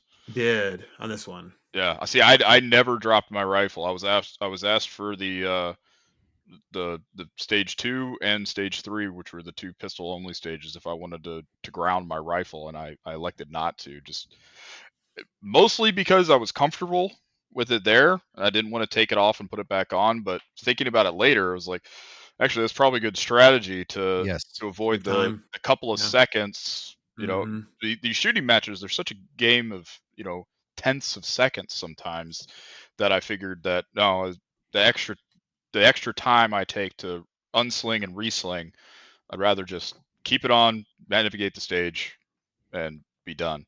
Well, you're totally right. Like even like that shotgun stage and this one that Phil's going to talk about, if you ground your rifle when they take you over to pick it up. Not only are you taking the time to go pick it up, and Hmm. this particular stage they had you put it on that picnic table way over in the corner. Yeah. Oh wow, okay, Yeah, yeah. so you did the right thing, and then of course they're going to show clear again. Then Yep. you're gonna strap Hmm. it, and then you're going to run. So you did the right thing on that. Okay. Doing it over again, I definitely would have kept it on me. Having done multiple multi guns where you have to sling your rifle, I think all three of us are very comfortable doing that. Hmm. Even if it's in front of you, and especially having a shorty, really, and being so tall, it's really not inconvenient to have it there, Yeah, especially if you have it tightened up. yeah. Like it's just in front of you, right? And it's not really in the way of anything. So I think Shouldn't I would be. change that. It wouldn't have changed my overall position, and because I think it was like 2 minutes. The person in front of me is like 2 minutes off of my runtime, which Yeah, is fairly significant. So yeah. It would have. It yeah, probably wouldn't have affected my standings at all. But right, it was just yep, something I looked at it more as a comfort aspect rather than a competitive aspect. But I did right, think, especially now hearing that you had to ground your rifle pretty far away Yeah. on stage 3, that could have made the difference on somebody's slot. Oh, 100%. Because grounding it, so removing it, grounding it, and then putting it back on, getting it reslung, and then while doing that, while you're off the clock for like the stage, but you're still on the clock for the run, Mhm. and then having to get comfortable again before you can move out and run. There's definitely maybe like 20 seconds lost in there, which Right. is significant. Anyways, this one was pistol only. You started on the left side of this fairly large pistol bay. They had a mesh wall to your right, and then there was a like a knapsack, like a weighted sack that had 2 handles on it that you would see at like a gym that they use to like lift heavy stuff. Yeah, CrossFit sandbag, if anybody Yeah, are that's a familiar with great way that. of describing it. Yep. So 2 handles, they would start you on it because we're all gamers here, and I think Kyle, you did the same thing. You had to pick up that bag, throw it over the wall, and then run to the first shooting position. But I was like, there's no reason why I can't be bent over with my hands. Like I probably could even grip on the bag. I just hovered over top of it. Though. Yeah. Hovered my hands over top. Yeah. Same thing. I didn't want to get too gamer with it, but I also wanted to try to get some advantage. Yeah, exactly. And you're already bent over too, so you're not like, the blood isn't rushing to your head while you're going down to pick it up and then go back up again. Mm-hmm. So grab that thing, throw it over the wall, and then proceed to the back of the bay. And I think that was what, like 20, 25 yards from the silhouettes that we shot. Yeah, probably. Yeah, reduce Yep. reduce C zone size silhouettes. Yeah, so they had reduced C zone on the left side, the right side, and then the center, which was through a hole in a wall that you had to shoot, like a port in a wall, I guess is the best way to describe it. Yep. So you had to shoot each silhouette. I think it was once, right? Yep. If I remember correctly. Yeah. So because it was pretty round intensive stage. So shoot each one of those 3 targets, the silhouettes, and then you had to run up. You had the ability to jump over these barrels that you would see at pretty much any USPSA match. So think like a rain barrel, pretty large. Yeah. And there were like, I think 3 or 4. Yeah, there's like four of them on their sides, Yep. end to end, across your most direct point to the next wall. Yeah, you had the ability to either jump over it or go around it. I chose step over it. I actually chose to go around it because I was like, knowing myself, I'm not like the most coordinated individual in the world. Yeah. So I was like, I don't want to biff it on this. So I was like, my legs are long enough where I could run around it. I think you gazelled over top of it. Yeah. This is so I missed filming 2 of the 6 stages, and this was the second time I missed the shotgun stage and I missed this stage, and I just freaking action hero Bruce Willis over these things, and then I realized I didn't turn my camera on. I was like, man, that would have been really cool to get on camera, because as soon as I hit that 3rd steel target, my feet were on before the ring even came. My feet were moving, and I jumped over it. It was fun. Brent, did you go around or jump it? I went around it because of what I was doing. Once again, one bad step and my day is done. So I'm good. Yeah, and that would have looked awesome though. I think jumping it like you did, I'm sure, Kyle. So I get that on somebody recording you would have been awesome. Yeah. But anyway, so you go around or jump the barrels, and then to your second shooting position, which was another box that was spray painted on the ground, around that barricade that we talked about earlier that had the port in the middle of it. On the left and the right side was a rack of 5 plates. 6 plates. 6 plates. Oh wow. Yeah. Okay. Yeah, 6 plates. Thanks for correcting me. 6 plates on either side, but your normal pistol rack, typically those targets would be fairly small and they would be on the top of the rack and you would knock them over. But in this case, for quick reset, they were actually hanging. Mm-hmm. And they were all sequential next to each other, gapped the same. You had to clear the rack on the left side, and then when you're leaning to the left, and then you had to clear the rack on the right. The right side, I noticed, was a little tight. You had to kind of get around, tuck in a little bit to get around the barricade. And then your last shot was on through the port in the barricade at the silhouette, kind of as your stop plate, more or less. Yeah. And they did specify the engagement order on those plate racks as well. Outside you in. Shoot you had to shoot them outside in from both sides. So left to right on a single shot, and then right to left on the other side as depending on which side you chose to go first, versus the 3 silhouette targets before you went up to the next wall was any order you want, just 1 hit each. And this is another stage where we all shoot a lot of USPSA, and I think we all did pretty well on this. Yeah. Kyle, I think you got what, second on this one? Yeah, barely. Yep. Yeah. Yep. Barely. The winner was pissed. 2458, and Kyle was 2470. Yeah, Gee. and I had a little bit of a hiccup on this stage where the lean. like you're talking about that lean being a little bit tighter on the right side. I wasn't leaned over quite far enough, and when I got to the last target, I realized I could see the last target barely out of the peripheral of my right eye, and so I leaned a little bit further, and I got that last target. If I had started leaned over a lot more, that could have been that, less than 1/10 of a second. That could have been the difference. But I'm still happy with my placement. 99.51%. Yeah, and I was looking at the percentage right now. I think like Brent and I were 11th and 13th, and we were like 69 to 68. I mean, that's you're pretty fast on that. So. Yeah, that was a stage that was anybody that shoots USPSA or IDPA or PCSL handgun would have been really comfortable shooting. Oh yeah, it's absolutely something that you would have seen at your local USPSA match. And it's interesting because that was near the end of your first lap around. Yeah. So you're pretty gassed. And I was watching people go through it. And I'm like, man, people are missing more than I expect them to. Yeah. I definitely had a few misses on this one. Not too bad. I think maybe 2 misses on it. I have to watch my footage on it. But you get gassed. I did break one of the steel targets. So I think I hit. Again, they're generous with the accuracy on this match for sure. Because it's all steel, and as long as it pings, it's a hit.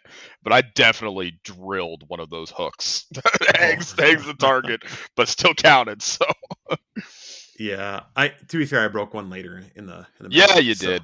So yeah, you did. You weren't the only one breaking the stage. Yeah. Any comments on this one, Brent? No, I had a blast with it. The sad part about this one, looking at my footage, because it felt real good and everything like that. But of course, you run to that center box, you engage that left target, then you engage the target through the port, and like first shot left target. You know me, I can shoot pistol. Yeah. I took 3 shots to get that freaking center target, and then I cleared the rest. You know what I'm saying? It was the craziest thing, and I almost could feel the spirit of my RO, like, oh God, I got another one of these guys. So went up there and ding, ding, ding, ding, ding, ding, and ran the thing, and it wasn't super fast, but I mean, it wasn't super slow either. Yeah, I think it's like the whole thing where you're like, oh yeah, I cleared this super fast because I did the same thing. I actually think I had a miss in the center plate too, where you're like, oh yeah, no problem, it's a big plate, I'm gonna hit this thing, and I'll have to put as much like focus on it, and then it bites you in the butt. Well, that's one of the things when you're running that speed, like Kyle's saying, you're not waiting for the ding, you're moving to the next target. Yeah. So I shoot and I start moving, and I come back to it and shoot it again. I got to come back and shoot it again. Like, what in the crap is going on? Yeah. But once again, then after that went, 1 for 1 on everything. So yeah, then we started the long run. Yeah. So this there was yeah. This was the long run between. This is when you started your second lap. You ran down to the gate of the entrance, which was probably 200 yards from stage 3. Yeah, you can see it. You can see it, but it's around a bit of a bend. Yep. And then you run back up to the start line, and you start back over again. Run back through the woods, over that log, back out on the road, back into the woods, and then down into stage 4. And I'll have you cover this. I'll have you cover this one, Kyle. This one was before we kind of get started. So this was stage 4 of the VTEC double run. This hands down was the most complex stage. Yeah. From like the order of operations thing. With this, without knowledge of the stage briefs on the stages for the 10K guys, this was they're all blind too. That's just a good call out. Yep. Yeah. So these are all mostly blind stages. You may get lucky and have to wait for another competitor to shoot, like Phil did, like I did, like Phil did multiple times. Can't help it. I was running fast. Right? Benefits of running fast, dude. Yeah. Kudos. with speed comes benefits. But this is definitely probably one of the only major points of contention that we had with this match was the brief was very inconsistent. We met up with, like most shooting matches, good, great, salt of the earth people. We spent a lot of time socializing before and after our run, and afterwards we were talking with the other competitors, and it seemed like everybody got a little bit of something different during that brief, on how the targets were to be engaged. I eventually, I'm not a very good auditory learner, so I eventually just asked the RO if I could read the stage brief, and then I read it back to him the way I thought it was supposed to be run and got confirmation before I started. So this stage was a VTAC barricade and an ammo can about 5 yards away from you, and you're instructed to put two full mags or two AR magazines into the ammo can and load up your rifle. It's a rifle only stage. Pistol is not required. And then there's 3 bowling pins hung by, shepherd's crooks at the end of this. They're probably about 10 yards. Yeah, something like And then up the berm, kind of in all these bays are kind of around a large hill. Kind of up the hill a little bit is an 8-inch gong. There was also a second gong there. Mm-hmm. The And backup gong. And that was the backup gong. And I fully understand having backup steel. Steel, like we said, I broke a steel, Phil broke a steel. I'm sure more broke during the day, that had to be reset. And that's something that happens when you've got, 150 people running through a stage plus ROs the day before. Steel's going to fail at some point during a match and have to be fixed. However, having that be not clearly marked, where the backup steel is painted red, and if you need it, just run up there, flip it around so it's not painted, because that was another aspect of this match, was no steel is ever painted between the competitors. So having something to differentiate that. But you had markings all over the VTAC barricade, yellow markings with 1, orange markings with 2, and I think it was green markings with 3. Yeah, I think it was green. And there was a one of the VTAC slots and one of the shelves were both marked with 1 and 1, 2 and 2, 3 and 3. The brief was from the port, shoot one of the bowling pins, and then transition and make 1 shot on the steel target from the shelf, then shoot another bowling pin from the slot, and then the same steel from the shelf, then from the third port, shoot the last bowling pin, and then go back to a shelf and shoot the steel. So Which even the my third port was explanation, prone. the third port was prone, and the second and the third shelf was kneeling. Right. So it was a little bit, obviously, just my explanation right here. I'm sure some of you guys listening are even a little bit confused as to what you were supposed to do on this I am stage. Yeah, crystal clear I on was it actually now. going. Yeah. I was going to say you can So- understand why there's That was the confusion. best, and that was the best one I've ever got. So once you complete shooting each of the 3 bowling pins from each of the 3 ports and shooting the single steel target 3 times from each of the shelves, you then dropped your magazine out of your AR. Did not have to clear it, but you had to drop the magazine. And then this was the only time we really maneuvered with a loaded rifle, while maintaining muzzle discipline. Run over to the ammo can, grab your next mag, and you had to either load it at the ammo can or run back to the barricade and load it at the barricade. You were not allowed to reload it on the move. That part I did get. I think that was mostly for a safety concern, because most people are right-handed, and you are going to be running from the ammo can to your left to the VTAC barricade, and it would be really easy for somebody to bring that muzzle and break that 180 trying to reload the rifle. So I understood the point of that. But then you did that sequence a second time. Once you finish that second sequence, drop your magazine, pick up your third mag, come back over, load it, and then finish the sequence a third time, and you were done.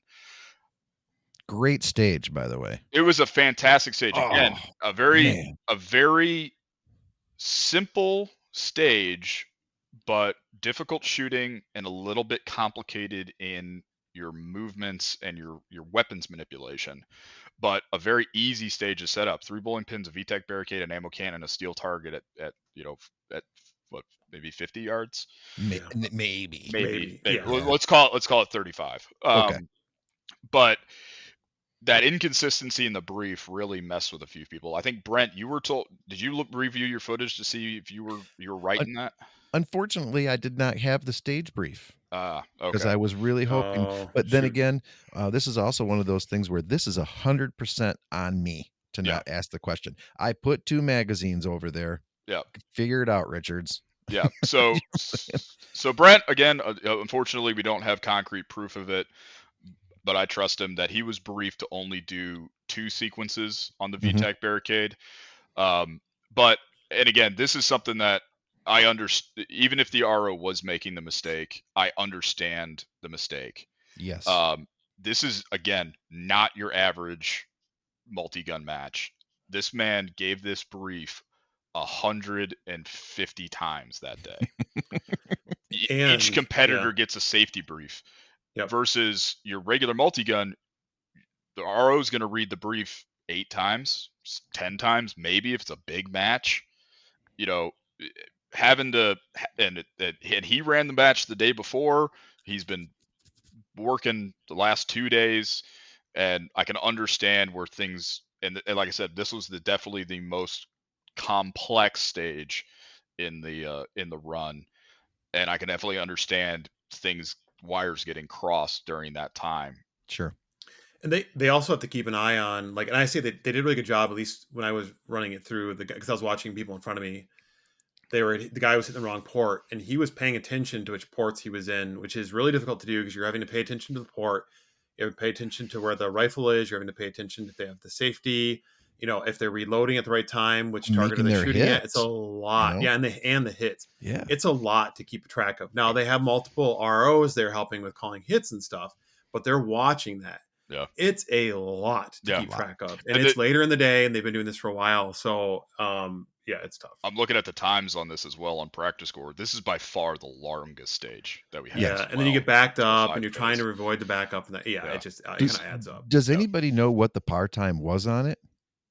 That's a good question. Well, I guess you look at the I would bottom assume shooters I and would see what they assume had. 175, because the lowest time that scored was 173, and Yeah. everything after that is a DNF. Yep, I'm So I'm assuming guessing that as well. I'm guessing you had 175 seconds to finish this stage. Okay. Listen, I'm 100%. I want, if any of you guys from Badger are listening to this, love this stage. This is totally on me for not understanding this. I should have said, dude, I don't get it. Help me. So this is on me 100%. No ill feelings towards any of this. Yeah. Seriously. I did love what they did. I mean, you had not all the time you get a rifle only stage on a 25-yard pistol bay, and I love how they manipulated that. It was great. It was a really, it was my worst stage, and I do attribute that to my mental game of trying not to gas myself out, because I definitely could have been moving quicker in that. I did get footage on, and I think I only missed one of my shots, so it was definitely great. it was definitely a footwork issue on this stage for me. But it was it was a great stage. It was really interesting stage to put in a small bay and still make it super fun and still challenging. Right. Where now I got to throw this to Phil, because here's the advantage to being the guy who's fast enough at moving at the 5K portion of it. Phil actually got to watch somebody do this stage, and so he didn't have a lot of questions. In fact, what'd you say, Phil? So I almost asked, and I wasn't sure if you could, so I didn't want to interrupt him. Plus, the guy's working hard. I don't want to be that guy. But I came in while the 2 shooters ahead of me was actually still shooting. So the guy that was in front of me caught up to the guy that was currently shooting it. So I got to watch him finish it, and then I got to watch the full thing for the guy that was in front of me.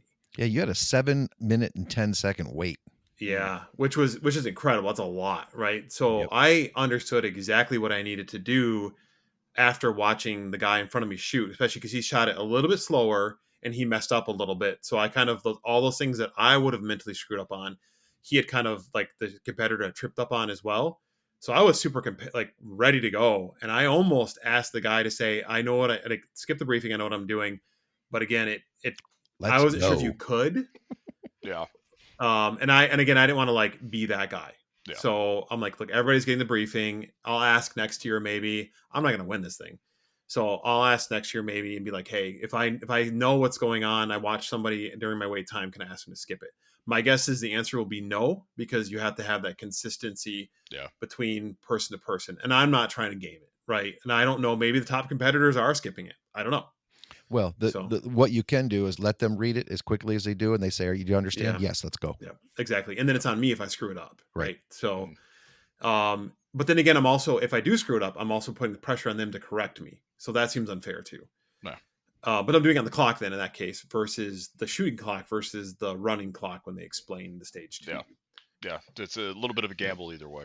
Right. Yeah. So the one thing I will add about this stage, because you're shooting those bowling pins and they were pretty shot out by the time we got to them. Mm-hmm. And I was watching the guy before me shoot it, and you could see like the powder of the bowling pin like drop as he was shooting it. And it wasn't moving a whole ton. I don't know if it's the way that it was hanging or whatever. And I thought for sure I had a bunch of misses on that, but both ROs were calling hits on the bowling pins. And I'm really thankful that they were. Yeah. Again, the way that they do this match, and maybe all running guns are done like this, but the fact that they call those hits for you, fantastic. Yeah. Because they're wasting less ammo. You're like, okay, I'm good, versus like, I don't know. Yeah. And I re-engage for no reason, right? So yeah, it really helps, and I like that it comes out the get go. Like, you don't have to ask the RO to do it; it's just going to be expected that the RO is going to call hits for every competitor, so no one's getting an advantage. And yeah, for a target like a bowling pin, that works really good until like 70 people put a 5.56 round through it. Multiple times. It's nice being able to have that hits, especially shooting through a VTEC barricade where you don't necessarily have a super clear view of the target. Right. Them having that third party stance off where they can actually see that thing wiggle if it doesn't get a good flop to it, and know that, like, yep, he clipped that target, he's good. Or, hey, if even on the other side where you think you got the hit and you didn't, and and you know that, okay, I need to re-engage that target, rather than like, okay, am I good, or can I just move on to my next target, and then now you end up with a penalty that you didn't expect. And this is the advantage again of having two ROs as well, because if one misses it but the other guy gets it and he sees that it was a hit, then they're going to call it, versus like having it only be one person's judgment, right? Like some of them are obvious. If you hit steal, you're going to hear it typically. Yeah. But being able to two people call it, so if somebody misses, not paying attention, then you've got that backup.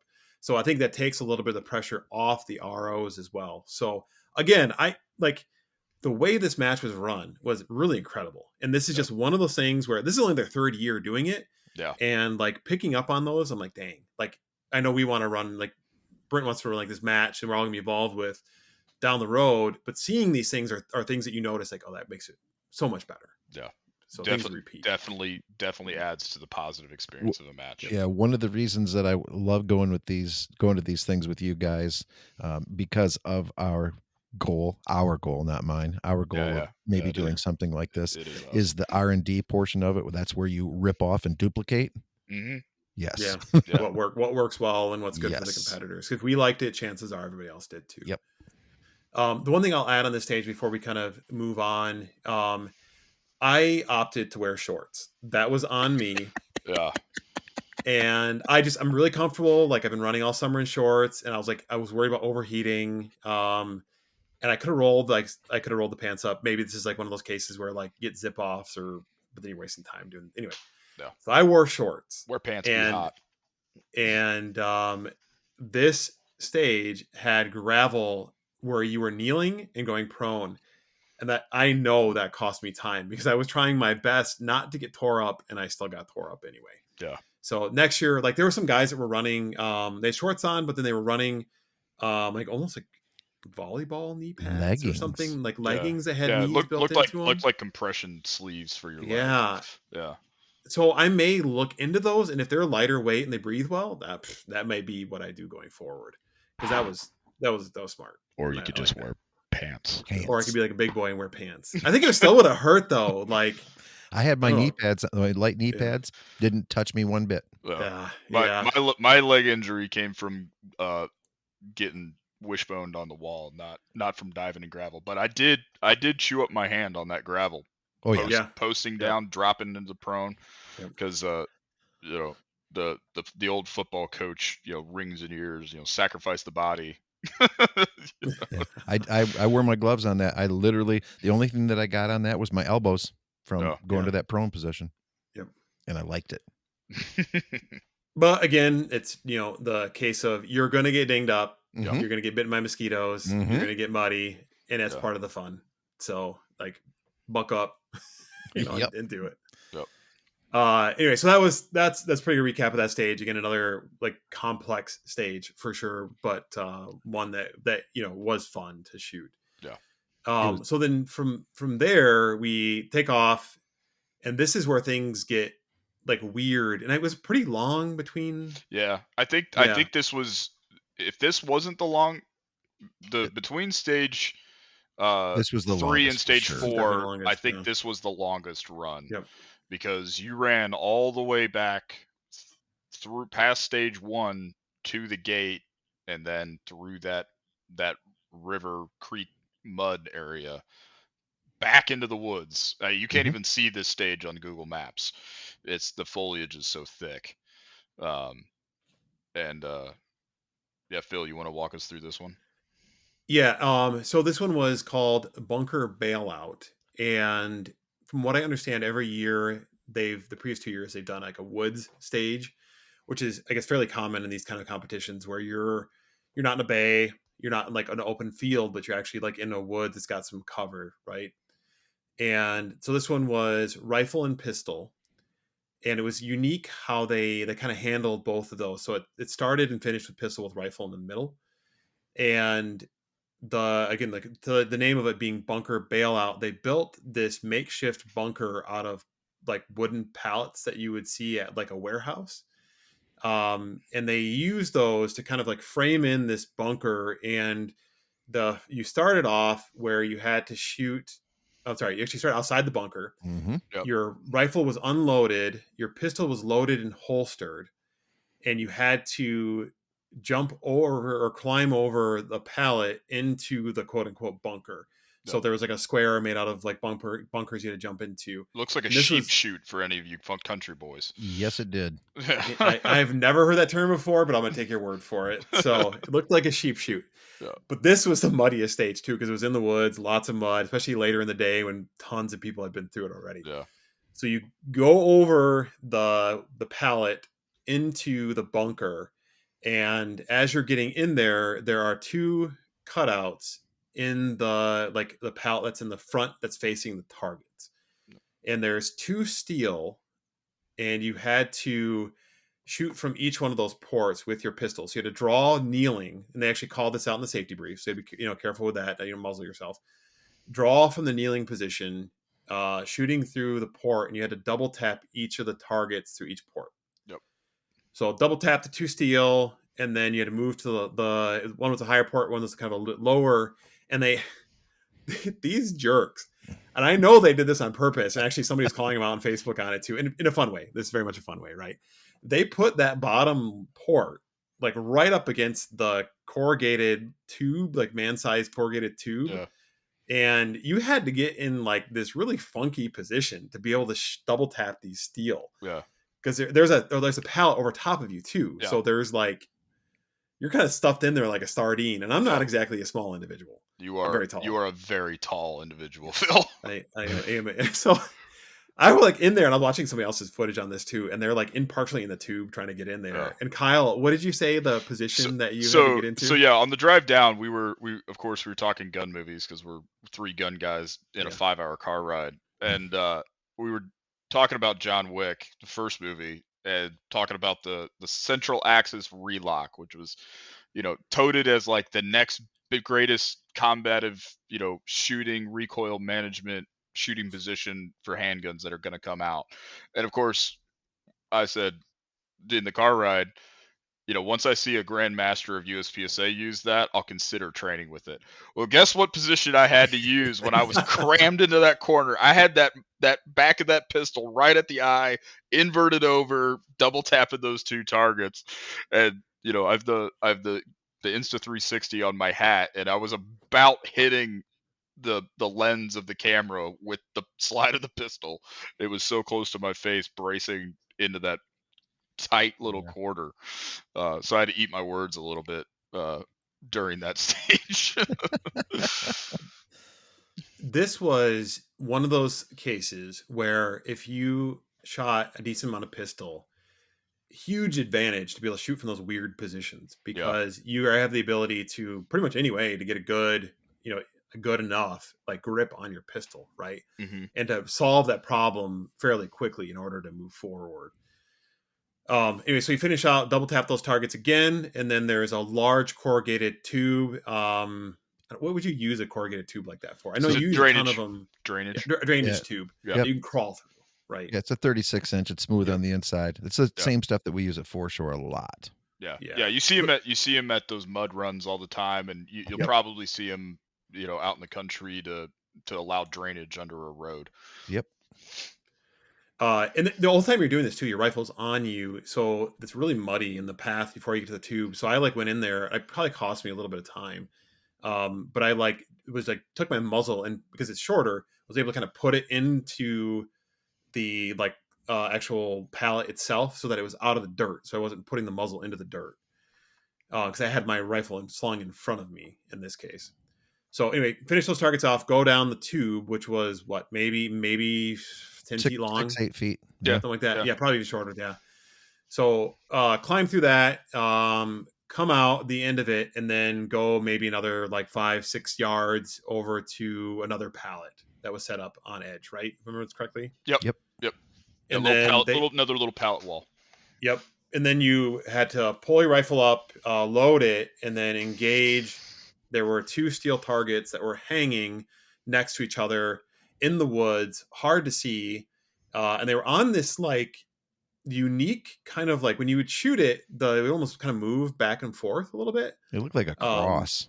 Yeah, and so they weren't static, or maybe they weren't static because I broke it. But so I shoot double tap, right? These targets, if I remember back to that. 1 2 1 2 1 2. Yep. So do that. My first shot on the second target, I don't know what I did, but I knocked the steel off of the target. So the guy noticed it immediately, and again, this is a good RO. He's like, shoot the same target again, and I was like, okay, cool. So I went back, forth, knocked the one off, went back to the beginning, shot it twice, and then moved on. So I didn't lose any time because he called it immediately. Yeah. Did that, safe your rifle, get up, go back again, I think, or were you standing? I think you stood up at the same spot. Yep, stay up in the same spot. Yep. Mozambique set of plates. They had a round plate that was the chest, and then they had a head plate. So 2 to the bottom plate, 1 to the head plate. Which we are all very familiar with with our zombie experience. Shoot him in the head. Yeah, shoot him in the head. Yep. So that was when I did miss the pistol on the head. Did you? Yeah. I did. I missed my first pistol shot.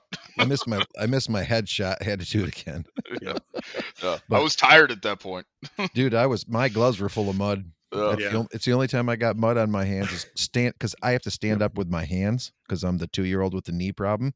Mm-hmm. So both my hands go right in the dirt, right in the mud to put my butt in the air and stand up. So up comes that pistol and full of mud. It was pretty cool. This was the dirtiest stage, hands down. Oh yeah. Something I did on that. So the first port in when we're in the bunker, mm-hmm. which was easy to shoot 2-handed. Yep. I started going down the tube, and then basically, how do I say that? My head is pointing down the tube, so to speak. I look back, one hand through the port, Oh, and I double can't tap, double wait to tap. see that footage, Brent. So you That's can't some see hardly any of it because it's so dang close. Oh. that You know, that and sounds like some there's the John Wick there, man. well, Yeah. my knee won't bend to go in that hole, so I'm like, how am I going to do this? And the RO comes out, and he's smiling so much when I get back to the rifle. I'm kind of like waiting for him to tell me to load rifle, and then he goes, "Oh, load rifle." Yeah. So Uh, good times, man. yeah.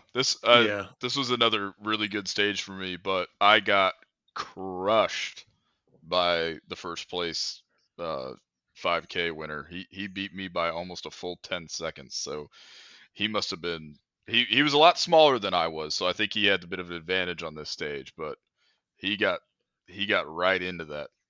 Yeah, 69-second raw time versus my Gee. 79:08. So Right. yeah, He he also, crushed that stage. I don't know if you see it or not, but he also had a 10-minute wait time, so he That's got to true. watch this. Yeah, Oh, he yeah. did get to probably see a few runs Yeah. of this. Yes. I had if you notice on the scores too, I had a minute and 50-second wait time, Yep. Sorry. and I didn't get to watch anybody shoot it because I had to wait for them to reset that steel target Yep. because I'd caught up to Phil at this point. I had passed the guy that was staged between us, and had to wait for them to reset that steel for him. Well, and it was funny because like as I'm going out, like you said hi as we're passing, Yeah, and I'm thinking, I'm like, dude, how slow am I going right now? Because you were right behind me, yeah. like and like not very far because I shot the stage, right? But you were right behind me. I'm like, oh my gosh, like how bad am I? Like I've been doing all this training and just like suck. But And my fat what I friend didn't is catching me. what I didn't know at the time is that like you didn't really have any stages that you had to wait at, No, whereas I had that like yeah, 7 minute on one and then a couple minute at another one, and yeah, that was by then I was already at 10 minutes wait time. yeah. I was So really lucky that uh I didn't have this was the only stage I had any wait time on. because your buddy broke it. Yeah, because my buddy broke it, and I didn't have to wait at all. I mean, less than 2 minute wait time, so I was able to stay pretty warm and fresh the whole way through. Beauty. Yeah, and that was funny because that one, as I'm coming back, they had radioed it immediately to have it repaired, and they must have had a backup set of targets. Because, dude, I give guy credit, staff credit, was like huffing it through the Yeah, woods, that like yeah, really gross part, like yeah. He carrying these two steel. he did the trek. The path for him to get that steel out to Yeah, the stage was the same one that we were yep. all trudging through. So, The fact that you only had a couple minutes of wait, again, just incredible to show how well run this thing was. hmm yeah, I expected you to be out waiting for like 10 minutes. And actually, it was really funny because as I'm on my way back, I was lost in the way coming in, and I knew it was wrong. And again, there was no gain of speed. In fact, I lost time. But I was trying to, like, on the way back, I'm like, I gotta get this right. So I saw him come back, and I was like, which way am I supposed to go? And he's like, down by the stream. And I was like, all right, thank you. And I, move on. yeah, But it was Never mind the hilarious because it birds, was just follow the river. it was such a surreal experience of this guy being super nice, trudging through the dirt to fix a target I broke, yeah, and like being super helpful, helping me get to the back to the yeah. road. I'm like, geez. Jeez. So, anyway, any other comments on this stage? No, No. no, Brent, Okay. take us home on the Yeah, stage take us home six. on stage 6. All Sir. right. So here's super easy. After you get out of the mud pit, demon driver runner through the jungle water thing, I got nothing. Show up. Which the nice thing about it is it's not very far. It's Mhm. pretty short jaunt to get to what our stage 6 was, which was the rooftop sniper run, and this was an awesome stage. This Loved it. this was by far my favorite stage. Oh yeah, this was Mhm. a great stage. Unfortunately, it's the only stage that I came to that I had a wait time. So you're going, "Oh, cool, I get to watch." No, it's a Mhm. stinking wall. Yep, They don't let you on the other side of the wall. You have no idea what you're up against. yeah, So, pure blind on this yep. one. So 240. So you go in, and you get the whole rifle thing. This is a rifle only stage. We're at 300, did they say, Kyle? Yeah. They did not tell me what in the brief. There was no distance on there, so when I asked how far it was, they said more than 100. Yeah. I said I'm pretty sure it was 300. I, Yeah. I I'm guessing it was because they have it clear. I have a pretty good eye for 100 yards, and there was another ledge The other berms, right? between Yeah. the target berm and that 100-yard berm. So just my knowledge of range construction, I'm assuming it's either 250 or 300. My Right. guess is 300. Right. That's the pin I was using. So anyway, so you load, make ready, you get this great stage brief. They have one of those fake roof things. Yeah, the I one the think Secret everybody Service shot is off so it. afraid of.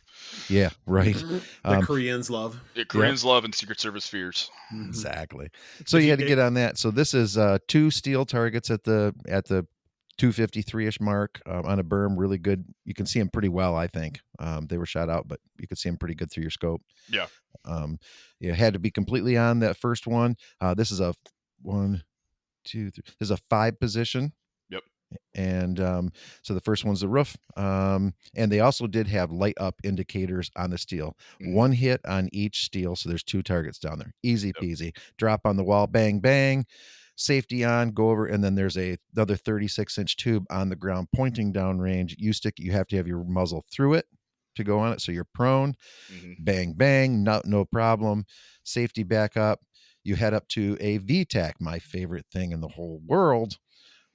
Nice part about it is that you pretty much could shoot from anywhere that you wanted on a Yeah. shelf or whatever it was. Yeah, except prone. They did could- specify that after That is- yep, that's correct. after the tube, all the other bays had to be shot from standing or kneeling, or That's a correct. modified, just anything but prone was the direction. Which with how my body's set up, that's great. I don't want to get down the ground. I don't want to get back up. So so what am I? 2, 4, 6. Perfect. So I'm 1 for 1 right now. Go to the tank. What do they call those? Tank trap. Tank trap. Yep. So those 4x4 things sticking up out of the ground, looks like a gigantic jack. Yeah. So bounce on that thing, 1 shot, great hit. Next one, gun locks up. What's going on? Safety, this, that, go. Okay, shoot again. Turns out I got a problem with my safety. Every time I press the trigger, the thing basically stops me from shooting. So I'm holding the safety, shoot a whole bunch of rounds at that. Next thing you do is you move up to a double tires or some stacked tires. Stack of truck tires. So Yeah, not stable. Not stable at all. But you could make it stable if you put your body up against it. Yeah. So from there on out, I pretty much wasted the rest of my magazine. I shot my final bullet at 173.14. Yep. So I just barely got inside the 175 timeout. I was happy with what I did, but I was very unhappy with my rifle and the fact that it rattled me so much that I didn't shoot well. I was so concerned about that, and at one time during that thing, my safety on my AR, which is an aftermarket, which Kyle scolds me for all the time, it went all the way around, like went 360 around, and then just dropped in a slot, and I was able to shoot again. So that's it. That was it for me. And saying I was happy that I actually didn't par out. I was going to back this up. I didn't place very well in this, you guys. And I mean, there's some obvious reasons. I'm not very fast. I'm not the greatest shooter in the world. But the Better than VTAC, most. yeah. But the VTAC one that we were talking about, what was that called again? That's the VTAC Shuffle. Something like that. VTAC Double Run. Yeah. So I timed out of that. What you don't know and you don't really put together is like, wow, man, I'm really way down in the rankings. You get 0 points when you time out. There's nothing. So I basically tanked a stage and ended up in the lower end of the pack, which was really sad for me, but I get it. I didn't do my job. So yeah. The only other point of contention I have with this match is on this stage, and again, not a very large contention, is I personally don't care for hidden bonuses in matches. Yeah. And it was not covered in the match brief, safety brief at the beginning of the day for us. That there was a bonus target on stage 6 that if you shot would be 30 seconds off your stage time for stage 6. And there were clues that would help you engage that target. I wouldn't call it hidden, but I wouldn't call it exactly obvious throughout the run for the course for you to run through. So again, not a large point of contention, just something I don't prefer to have at matches. I think it can skew some of the results. But again, if it wasn't there, would it have changed my standings? Probably not. But I don't know, out of the Kyle. 40, out of the 30, out of the out of the 45 people that shot the match, 3 people got the bonuses.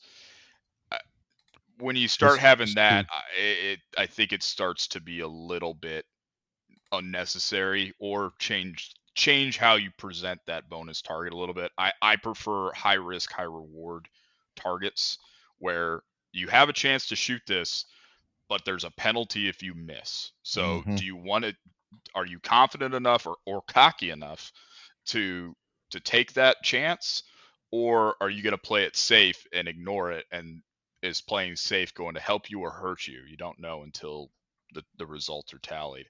But that knocked me out of second place to fourth place, because the two people that got the bonuses got that 30-second reduction, and they got first and second respectively. However, their raw times were significantly slower than the third and fourth, and even I think even down until till Yep. sixth and seventh would still have beat those first and second place shooters if they hadn't had that bonus time. So I mean, good on them. Absolutely good on those two guys for finding those clues, engaging that target, and getting that first and second place slot on stage 6. Good on you guys. It's something that I don't like seeing, but again, still my favorite stage of the match. I love that stage. It was again really straightforward, not super easy, but not the ridiculously challenging thing that you might see at some other match somewhere. Right. I saw the information for the Yetis. I snapped a photo of one and then tried to remember the other one. Apparently, I didn't get it right. But I was actually just looking at the results. There were 2 people on the 5K, like you mentioned, and they got it, and there were only 2 people on the 10K that also got it. So Yeah. 4 people total, and I'd be curious if it moved them up any slots or not.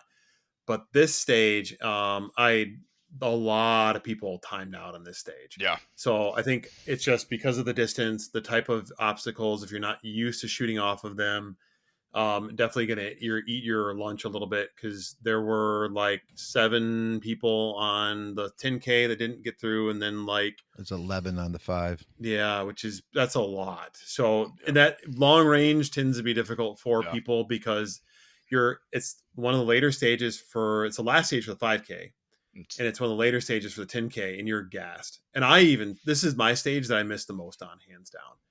I did fine with all the obstacles for the most part until the tires, and tires are my friggin' nemesis. Like at Zombie, I struggled on the tires, and then at this match, I struggled on the tires, and I was miss, and the RO was like, "You should use the one that's like, because there's a tire like leaned up against the side." He's like, "You should use that one." I was like, "Thank you." So I went down. As soon as I get down there, bing bing, got it, no Yeah. problem, and was done. But Yeah. yeah, that cost me some time, and I ended up middle of the pack on it, 21st again. That was my worst stages on that one too. Yeah. So Yeah. Long range is definitely something that, past 100, past 200, you really start to see people who get the chance to practice that. yep. We're beneficial enough that we have an open 200-yard bay at our club, and we have a by appointment 500-yard range. So we really get the opportunity to stretch out our competition guns a lot more than somebody who, we had guys coming from Illinois, and if you're around that Chicago area, I guarantee you don't have more than 100 yards to work with, if you can even shoot outdoors at all without making a whole weekend out of it. So it's definitely something that people don't get the opportunity to train on, or on them not making the priority to train.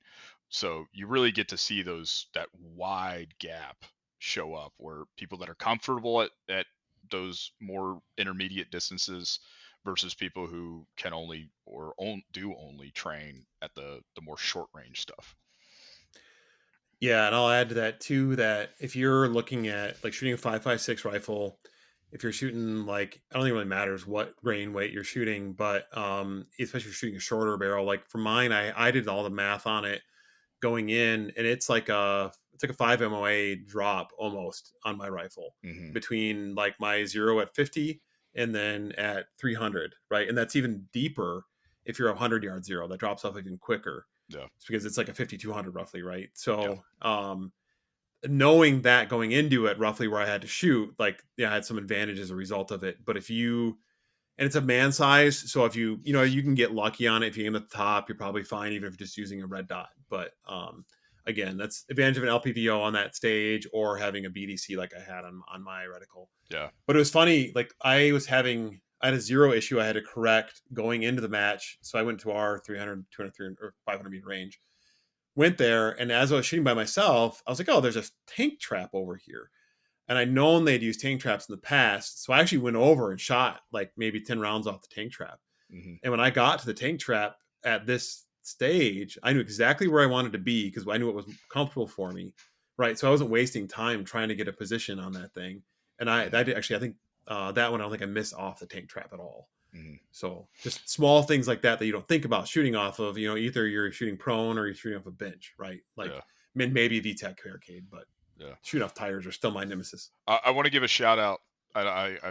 Fortunately, I'm sorry I don't remember your name, but I want to give a shout out to whoever posted in the Badger Facebook group that they crawled into the barrel on this stage. They misinterpreted the stage brief and shot from inside the barrel.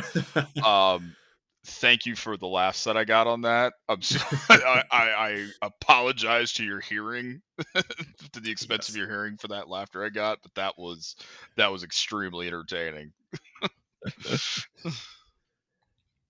Awesome. That I think that kind of encompasses all the stages. Any other comments on that last stage? No, great stage. No, it was a fantastic stage. I want another shot at it. Yeah. Yeah. So as you can kind of tell with all of these stages, there is a way different like skill set between all of them. Mm-hmm. Right? Like you have to be fairly well-rounded to be able to shoot this thing clean. Yeah. Right. As is evidenced by a lot of these DNFs on certain stages, just because it especially the longer range ones, because it is a lot of skills that it's newbie friendly as long as you're okay with not necessarily finishing like some stages, right? Yeah. Like I bet if we look at some of the competitors, the some of the ones that didn't finish probably didn't finish on some of the other ones as well too. So again, just challenging, but if you get the skill set, and it kind of gives you stuff to by pun intended to shoot for. Mm-hmm. Right? Like knowing these are the type of things you're going to run up against most likely going forward, the types of shooting positions, the types of things that you're shooting in awkward, ways, shooting in the mud, that kind of stuff that you don't normally get to do in USPSA that a multi-gun and a run gun are going to offer for you. Yeah. So as a result, that makes for a very distinctive type match that you're not going to get anywhere else. And I love USPSA, and Brent and Daryl put on some of the best matches, right? And I look forward to that every month. But they're bound within the rules of USPSA, and I will say they use all of that rule book to their advantage with sliding targets, stars, that kind of stuff. And then like these type of matches they don't have rules because they're outlaw, so they can set up and do things that you wouldn't normally see in USPSA because you have to consider a way larger breadth of shooter that may shoot up from like anyway from like 12 years old all the way up to like 80 years old shooting something like that. Yeah. Absolutely. So it's a different kind of fun, I guess, is the way that I would say it. Yeah, it's capturing me. I'm kind of digging it. So yeah. Like we said, this is our first experience with running guns. I know Phil and I have spent a lot of time watching running guns on YouTube and talking to guys that have done a lot of these events. The unfortunate reality of these matches are you do need a very unique range that will let you do an event like this. Fortunately, it is kind of taking hold, and people are starting to like figure out how they can utilize their properties for these kind of matches, and we're seeing more pop up. We were talking, we were the only folks from Michigan, Wolverine takeover of the Badger Field, but they we were talking with a lot of local guys there, and they were saying that um, a lot of the clubs in the area are trying to get in touch with the match director to run this multiple times a year at their clubs. So obviously he's not interested in that, because this is to run a match of this scale is a pretty much a year-long affair. Next, I mean, I'm sure he's already starting on the Badger Tricker 2026. Um, so the but it's really good to see that people are interested in having these events at their locations. No, I'd agree with you on that. And it's one of those things where people like to purchase equipment and like LARP in it. And LARPing in the flat range is a whole lot of fun. But if you're going to get this equipment, like, how are you going to know how well it's going to work? Hmm. Right. So being able to throw it up like against the wall, like literally in the case of crawling over the like Yeah. the obstacles and stuff, Yeah. and like finding out what works and what doesn't work, and realizing that if you don't have things like your optics locked into place really well, your pistol retained well, like you're going to lose stuff. You're going to have a garage sale is what they call it, Yeah. and you're going to lose equipment and stuff throughout the stage. Which we did see on Yep. Yeah, from they do a really great job. I mean, they at our brief they said there is uh, a a coyote tan IFAC insert somewhere on the field. There is a reward for retrieving it. and it was a hug. I don't know what the reward was, but A there hug. there was an encouragement to get that piece of equipment back to that competitor. Um, and they I think there was something else that somebody had lost, a magazine. Afterwards, they called out, like, if Yeah. somebody Yep. sees this, there's a magazine that was left. And they go police it up too. They go find stuff, and they said they find interesting things every year. But yeah, I mean, super good quality ROs, super Oh, welcoming, yeah. super. I can't speak highly enough to the quality of the management of this match, and that goes right into kind of the end of the event, which culminated in the awards and the prize table. Oh, yeah. Holy crap, you guys! Brent, tell them. It was well, there's $25,000 worth of stuff on the prize table. Every person, including all of the ROs that participated in the event, everybody got something off the prize table. And I can honestly say that the smallest, the littlest thing at the end of the table that gets taken at the end of everybody's, and it was a random drawing, so Yeah. you know So anybody could have got something yeah, cool. the guy that finished 170th out of all the shooters, could have gone home with a brand new BCM rifle. Right. Exactly. And Yeah. I would have taken any of those. There was a t-shirt, glass, percentage off, some things, Yeah. stickers. I mean, just cool stuff, man. Yeah. I mean, I, Yeah. I got called at the kind of the lower quarter of the Yeah. class, Mm. and I got out of there with an American Defense Manufacturing hat that's really nice, a $50 off coupon to Criterion Barrels, a sampler pack of Slip 2000 lube and cleaner, Vortex sticker, a stick. I think every single person got a Badger 2025 sticker. Yep. And I got a really nice like zippered ammunition pouch. And a Um, cup. You got the and, glass. and And a I got cup. a and Yeah. I got a really heavy duty Pepsi like pint glass. And it's like, this thing's Pepsi, not a gun thing, but like it was a really nice glass. And I was like, I'm Yep. excited to have this glass. Phil, what did you get?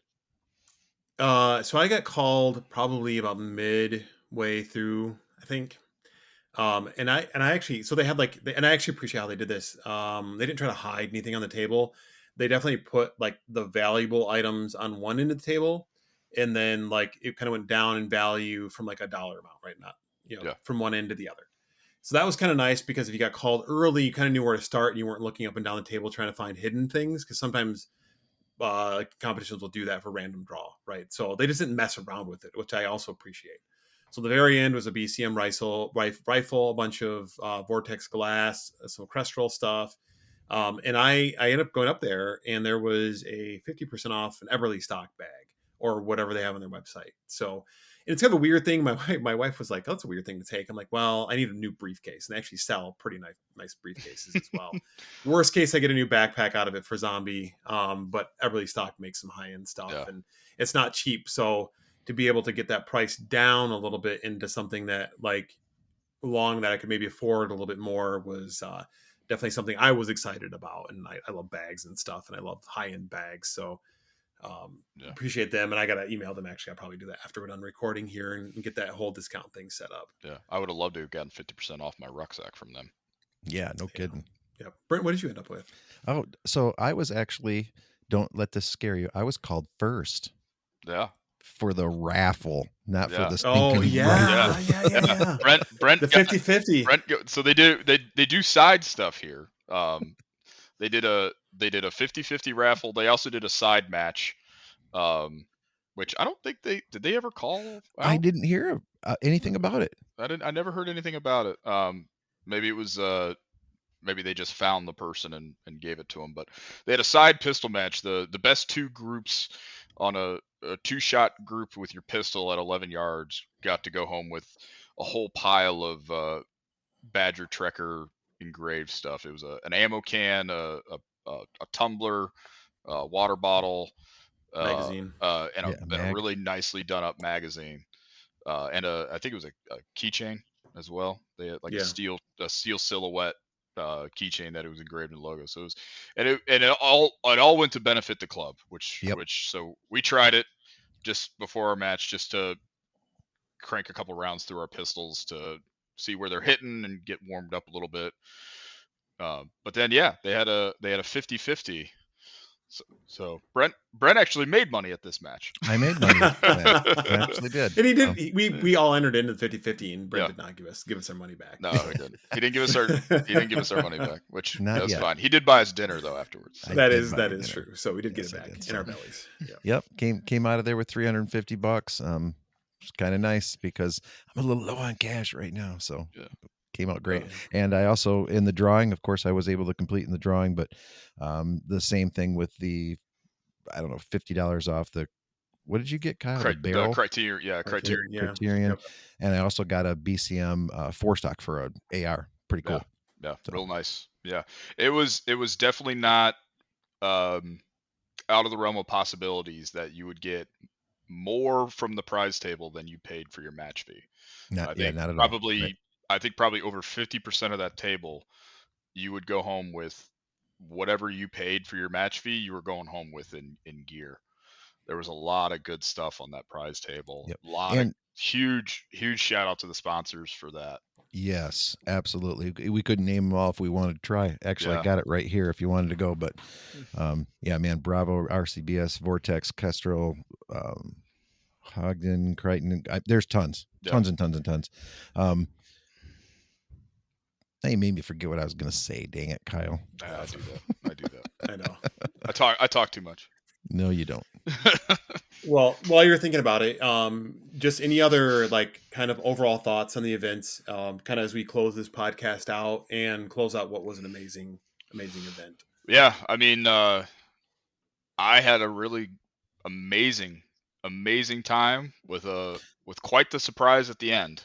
That Kyle, what place did you get? Yeah, I went home third out of the 5K runners. I was very surprised that I got that. We weren't really sure how scores were going to be calculated going into this, between running and shooting, and honestly, at the end, we weren't really sure either. Over we dinner, did figure it out. Over dinner, we did figure it out that your shooting placement was percentage was averaged against your run percentage. So I was 69% off the lead runner, but I did get top shooter for 100% I is got what the he's one trying to say. I got the 100% mark. So Yep. I was the best shooter in the 5K. Not the best runner, but averaging those scores together got me to go home with third place, which I got a really awesome laser engraved wood plaque with the Badger logo and the third place win on it. And yeah, it's the first time I've gotten a trophy at a match. I've won. I've placed in several, but first time I've ever gotten a really cool thing that's going to go up on at a place of honor in the gun room.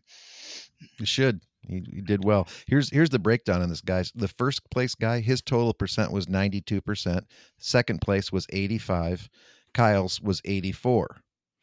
The thing about the crazy is that their shooting, the first place guy was 85%, second place guy was 81, and Kyle was 100%. Yeah. The first guy was 100% on the running, but he was only 85% on the shooting. It's just it's a crazy thing to look at. Yeah. And I actually love how they score it. Yeah, it's a really unique way of scoring a match, and I really dig it because with the run being treated essentially like a stage, Yes. being done concurrently with the shooting, really somebody who's very well rounded between their physicality and their shooting ability is going to do really well at this match. Again, this is also the first match I've ever shot with a random prize table. So that's a really awesome aspect where, yeah, you're competing for the, if you're a competitive person, you can compete for pride and for a trophy and for your photo taken and bragging rights and all that. But the same, the same six guys that show up every year and just dominate aren't going to be the ones going home with all the cool stuff. Right. I don't know what the guy placed that won that rifle. The first guy draw took the rifle, which smart. It's a BCM. It's a BCM rifle. If you're pretty, I guess you've got a lot of a lot to atone for if you're trying to pass that on to the next guy that gets called. But they yeah, I'm not sure where he placed in the stack. I never got his name, but he wasn't in the top 3 on either the 10K or the 5K. So I'm sure he wasn't expecting to get that, and that I guarantee he'll be trying to come back next year for that. So it's a really good way to make sure everybody gets to go home with a positive note, even if they had a bomb run when DNF'd the whole thing. They're still going to go home with some memoirs of their time there. That including, I know what I was going to say. The shirts were super cool. Oh yeah, we all didn't think about that. Every competitor got a match shirt, and they're Brent and I are both wearing them right now as we record this. That's awesome. So they're really, is a really nice shirt, and there's the badge. That shirt, you got to earn that. You can't buy that. And the three of us, we earned it. Yeah. And they give you a 3D printed like token as well when you're done. It says like Badger Trekker 5K 2025, and then it's like printed to look like the silhouette of a USPSA target. Yeah, right. I need to find mine. So yeah, it's in my gear I thought I lost mine, but I put it in my chest rig. So yeah, that's where I need to go check. Yeah, I got it in my hand. I was like, I'm gonna remember this someday, and then I'll pull it out. Actually, I have like a random set of like tokens and stuff from matches. I gotta get it in there, and I gotta figure out how to display that somehow. But Shadowbox. Yeah, something. There's like so much stuff you get from like all the Wolverines and the zombie and all that. So there's collage wall, man. Yeah. I gotta find something. I gotta figure out something. And can't speak higher about the match. Yeah, no, it was fantastic. We'll be back, guys. 100%. As long as we can get in. As long as we can get in, we'll be back. Badger does sell really quick. Yeah. It does. Please give us a sponsor slot. We'll do another podcast. It was funny. The ending of this one. So I was looking at the statistics on this. I was wanting to like the whole concept to get fit or die. Right. When I started off with this, and I guess use this as motivation for people that are interested in doing this. I could not run a mile when I started, like preparing for this back in March, and eventually worked it up so that like I was running 5K 3 times a week. So my finish was actually weighted heavier. So I finished 9th overall, and my finish was actually weighted heavier by quite a bit on the run. So I was like 6th on the run overall, and then 14th on the shooting overall. So that, like, obviously the running was quite a bit better. So I need to pick up my shooting apparently a little bit. But yeah, I couldn't be happier with my run finish. Like, I couldn't believe I was that high up on the run. Again, like going from like the last, we talked about this in the pre-show a little bit, but going from the last stage to like the finish, I sprinted the whole way there. And then I got to thinking, I was like, did I have more gas in the tank I could have put out on the run itself? But I know, because I was missing on the tires, that there's definitely not, like, I was getting tired. But just from that alone, and having like something to like shoot for as like a goal in running like that, just to get fit, there's a reason to do it, right? Yeah. So for like an hour plus of your time once a year. But no, we're gonna do a lot more of these. I think so. I've already started looking at some. I found like a team, like duos out, and I think it was Iowa, I think. Ooh, my old grounds. Yeah, look into that. But Brent, any last thoughts? Not as far as the match goes, can't say good enough. I hope one of you guys from one of the RO staff or the match directors or any of you guys get to listen to this. Hope Phil sends it to you, but I'll email it to him. Great job, guys. Couldn't say anything better. I hope that you figure out a way to get more competitors into it, because there's going to be a lot of people that are going to want to do this. Keep doing it, especially as we spoke to so many guys from the community when we're sitting around, hanging out, that there's so many, like Kentucky, one dropped out, and there's another one that dropped out, and you guys are really getting your wind underneath you. So keep it up, and hopefully we're gonna be there for years to come. Yeah, but please find a way to spray for mosquitoes. They did warn us though. They Which I did appreciate. warn us, but they are. I hope they're wrangling for a bug spray sponsor for next year, to give out with a welcome prize with your T-shirts, because they were. If you guys show up and if you haven't shot here before, man, they weren't joking when they say it's the state bird, because they were everywhere. They were. It was crazy. I'm used to like the little brown ones that we have here in Michigan. Yeah. But there were like these big striped ones that were like black and almost like a yellow, and I'm like, "What the hell is that's a yellow? What the hell is jacket, this?" Like, they were. Yeah, like gee. Yeah, they had some. Careful, they'll drag away your dog. Yeah. But yeah, it was funny because I think we kind of realized that things were going to be bad from mosquitoes when we went to go check in, and there was a guy wearing like a mosquito net over his head, and not ironically, The guy handing out the tickets there was wearing a bug net. We're like, oh yeah, dude, crap. Man, you and I both, Kyle, just doused ourselves in the deep woods, and like I couldn't imagine not having that. Guys, Kyle and Phil put so much bug spray on it changed the color of their clothes. It did actually. I looked like I had like bad dander because I was like spraying it on my like back of my shirt, and it was like all white. I actually haven't checked to see if that's washed out yet or not. I should probably do that. Yeah, I don't care. Those are match pants. And that shirt was just, I bought it to get beat up. So with all that, awesome match. Could not say any more about it. Like when we got done, dude, I was beat, and I know we were all beat when we got done, but I was like, I would do this again 100% in a heartbeat. The ROs, the staff, the way that the match was set up and run and designed, the people that we met, and we talked to a ton of people there, just hanging out, because you got tons of time in the back end and front end if you choose to. To hang out, and just the people that we met were awesome. And people, the ROs and the staff, they could tell that they cared and that they were very much into this. They wanted it to succeed, and that's what makes an excellent match. 100%. Yep. With that, make sure that you follow us on all of the social media platforms. You can subscribe to us for the podcast as well on any podcast platform, including YouTube, but we're also on Instagram. Tyler, if you're listening to this, dude, you were doing really well for a while with Instagram updates and kind of fell off. I'm not sure what happened. Anyway, so Instagram, Facebook. I know what happened. I know what happened too. And then you can email us podcast@acceptableaccuracy.com if you want to get a hold of us for anything, and we'll see you in the future. Thanks again. And thanks for Get Fit or Die. Thanks again to Brent and Kyle for joining me as guest hosts in this episode. Thanks, guys. Thank you.